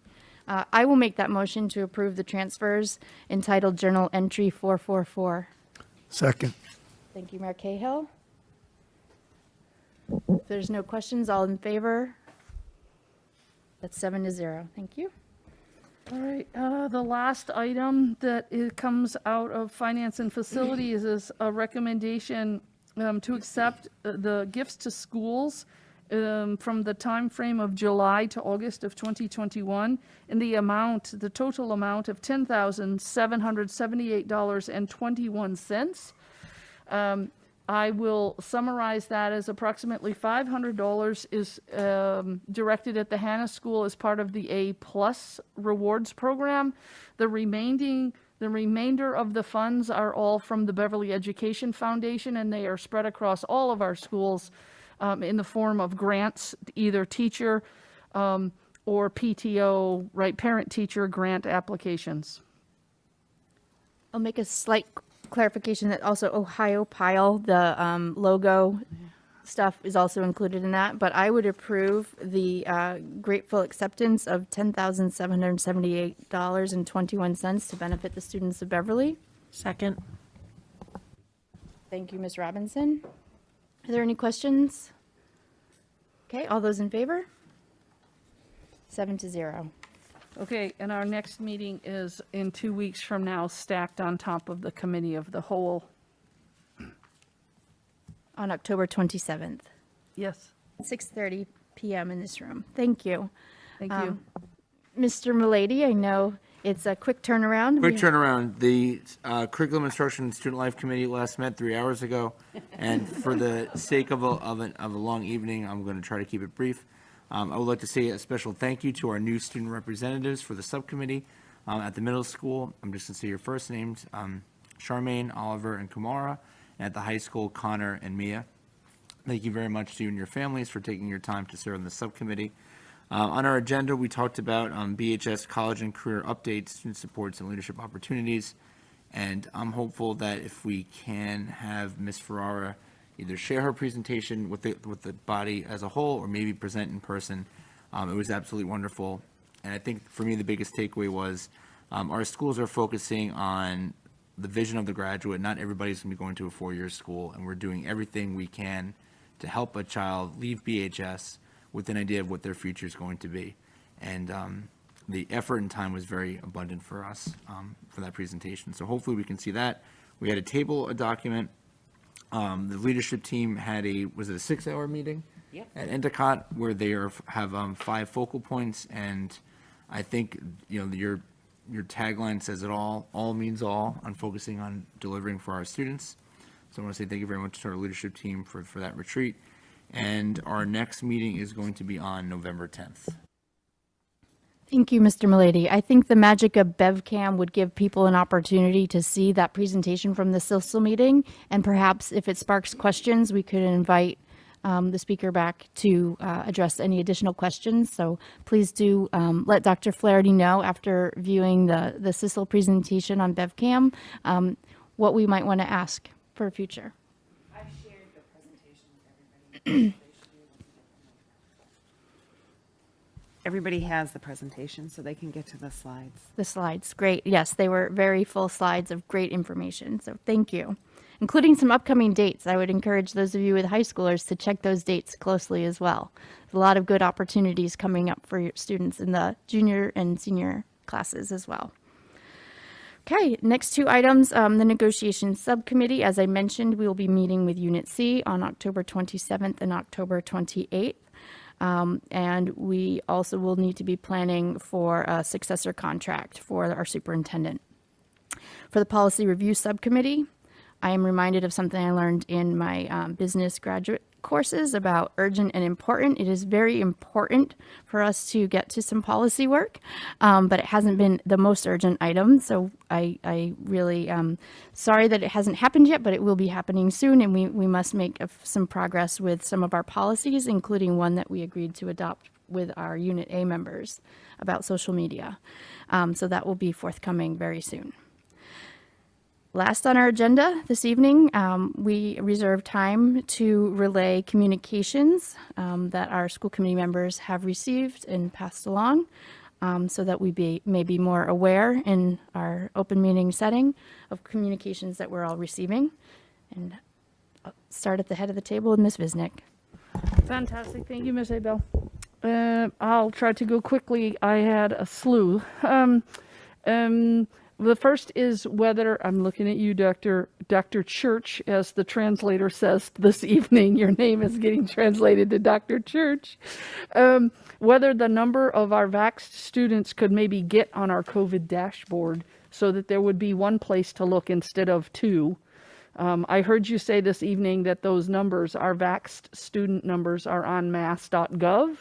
And so somebody had asked me just in general, where would they get those numbers instead of having to wait for this meeting for you to present them? So maybe that'll be good enough. But I think also it would be great if they were in one place instead of two. Do you want me to respond? So I just would say quickly, the numbers that I presented tonight by grade level were just completed on Monday. So those will be added to the dashboard page, the COVID page that we have on our website. We haven't done that yet, but those are fresh off the press. So thank you. Awesome. You heard from somebody this evening about the protocols on test and stay versus, what symptoms, when to keep children in school. And I asked some additional questions about that. There's a conversation happening. The wonderful librarian here wrote a grant to BevEd and started supplying feminine supplies.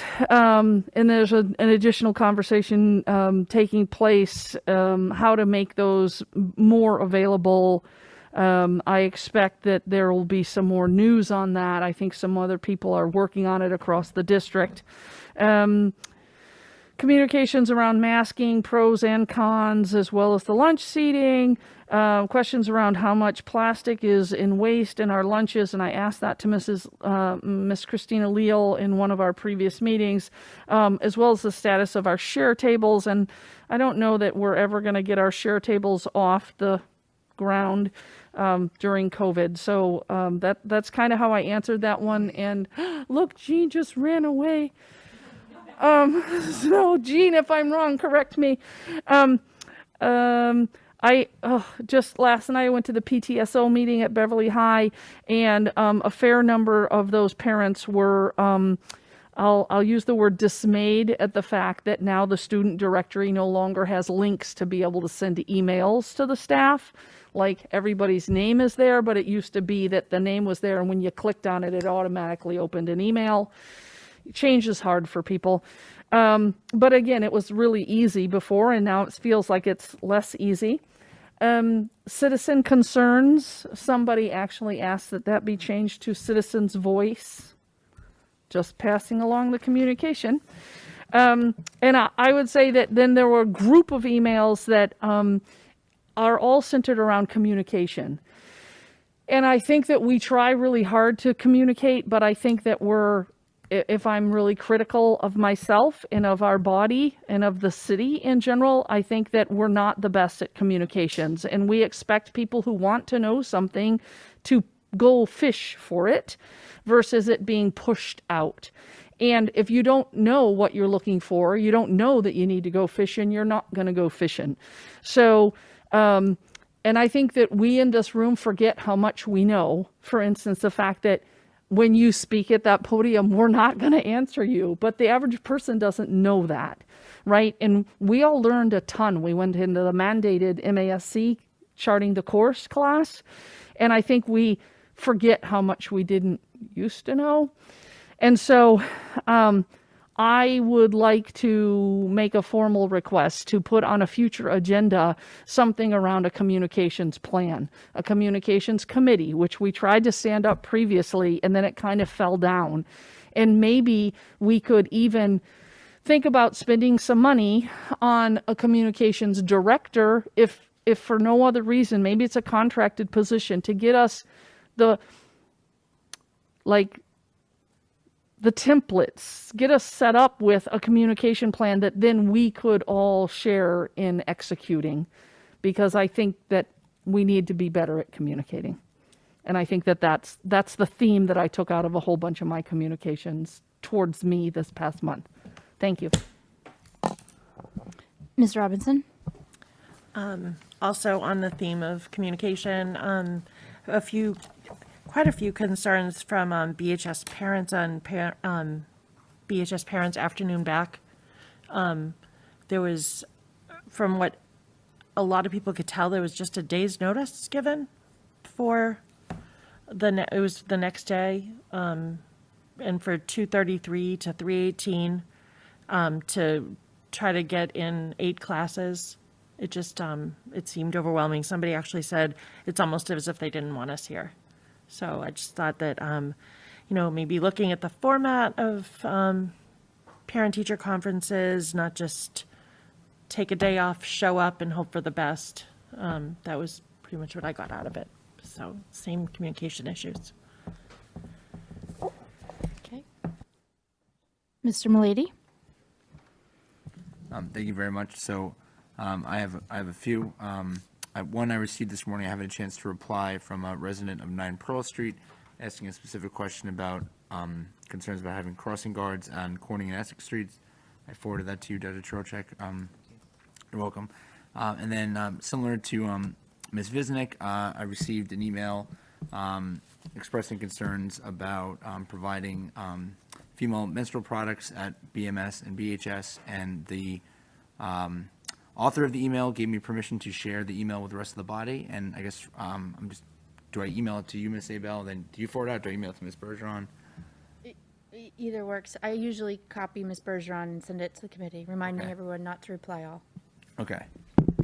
Thank you very much. And then the final question I received was about how we decide to spend our grant money, and I explained that we have a Finance and Facilities Committee, and also we have budget hearing process as well. Thank you. Dr. McKenzie. Thank you. So, of course, much of the communication I received was read tonight or shared, so I won't repeat those, but generally all positive letters of support. There was a question from a constituent about the librarian, or the lack thereof, at Cove, and just wanting clarification around how books are borrowed and how the libraries are being handled. I did forward that to Dr. Flaherty, and we talked about it, essentially just to affirm that part of it is because parent volunteers are no longer as easy to host with COVID, so that's part of the challenge, but we basically responded by letting the parent know that that's an issue that's being addressed, but that we were aware of it. But the parent definitely wanted to know more about having a librarian full-time staffed in our buildings for all the schools. Thank you. I'll go through my list. Let's see. So just to tag team with Dr. McKenzie, I also had received a question about where in our budget we had media specialist STEM that type of role. And so I was able to point out our Munis code for media specialists, which is our STEM instructors, and just talk a little bit about some of the history there. But I think that that is an area that our community is interested in exploring further. I had a lot of the same concerned emails that others have relayed. I think the additional ones I wish to pass along. I think I received an equal number of emails from parents and constituents that were on the side of mandatory masking regardless, as well as no masking. So I think that we heard from some speakers this evening. We have divided viewpoints within our community about that. The numbers that Dr. Chorchek has presented tonight shows that we're not quite close to 80% within our Beverly schools, and so it's not a conversation that we're yet ready to have at this table, but we will at some point need to be having some conversations. They're happening in other communities. And so, you know, I do encourage constituents to continue to weigh in and provide perspective to each and every school committee member. And as we all know, we can't reply all when we are all addressed in those messages. I received quite a few questions about COVID testing, similar to the sentiments expressed to us as the body tonight from one parent. There were lots of questions about the test and stay, and doesn't that make parents want to just send symptomatic kids to school? But I think the clarifications that Dr. Chorchek and our nurse leader, Ms. Elder, provided tonight, hopefully is able to be communicated more clearly out to our parental community, and they understand the vital role that they play in being our first line of defense. I received some emails again about lunches, specifically requesting more picnic tables be available on our campuses. And I also received a couple of other facility concerns.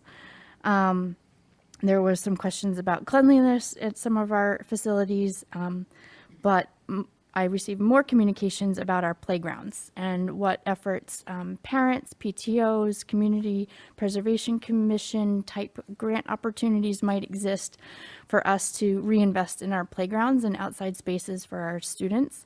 I have directed some of the parents to the Finance and Facilities Committee, for instance, and am willing to give some of my experience from CPC grant writing for the Greens Hill Trail project that I was a part of.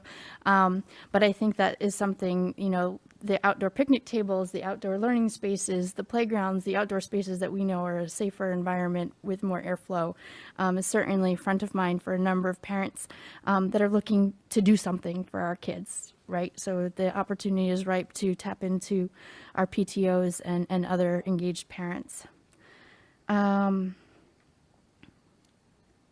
And I think I also received quite a few number of requests from parents just trying to figure out our website, where to find the agenda, where to find that email address so they could sign up to speak, what the process was to sign up to speak. To Ms. Visnick's point, I think that is a future agenda item. How do we make ourselves more accessible and easy to understand so it's easier for parents when they have concerns? I think one thing that I shared back to a constituent is we're probably not the first stop. If you have a concern about something happening at your student's school, you start with your teachers, you start with your principals, you start with the administrators and the superintendent. When you have questions, you don't wait to sit in that chair and address us in a way that we are not able to respond back. But parents don't even know that. So I think there is a ripe opportunity for us as well to sort of let our newer parents especially know where they can find the information on our website, what the chain of command or the protocol for communicating concerns would be with the district. So I think that summarizes, and of course, all the emails that I read. So, anyone else? Ms. Coelho. I only had one communication, but it was from 3 different constituents about the same issue, that on Beckford Street, when the bus comes to pick up the children, my child included, when it's on the other side of the street from me, cars are not stopping when the bus has it open, and it's making it difficult for some parents with their children. I did direct them to Stacy Ames, our ward counselor. Okay. Mayor Cahill? Sure. Thank you, Madam President. As you know, recently you and Dr. Flaherty and I got to spend a little time over at NSATs, I'm never going to get it right, Essex Tech and Aggie. So we had a great couple of hours over there recently, checking out classes along with our former colleague here and now our school committee representative at the Tech and Aggie school, Paul Manzo. So we get to see our own Beverly After Dark students, and just if anybody's watching, After Dark is a term that the state coined to define our Beverly High students who take classes at Beverly High in the morning and then go over to the tech school for afternoon classes, but they call them After Dark. And we saw some really great stuff going on. We get to ask some really interesting questions. We met a lot of, as I said, a lot of Beverly kids, but they were all mixed in with kids from throughout the district, which was great. And they were accessing some fantastic programs. So it was a really, really worthwhile. Thank you. I think that concludes our agenda for this evening. Do I have a motion to adjourn? So moved. Thank you, Ms. Visnick. Second. Thank you, Ms. Robinson. Not debatable. All those in favor? The time is 9:43. We always appreciate BevCam for being here for us and to broadcast this out to the community. Have a great night.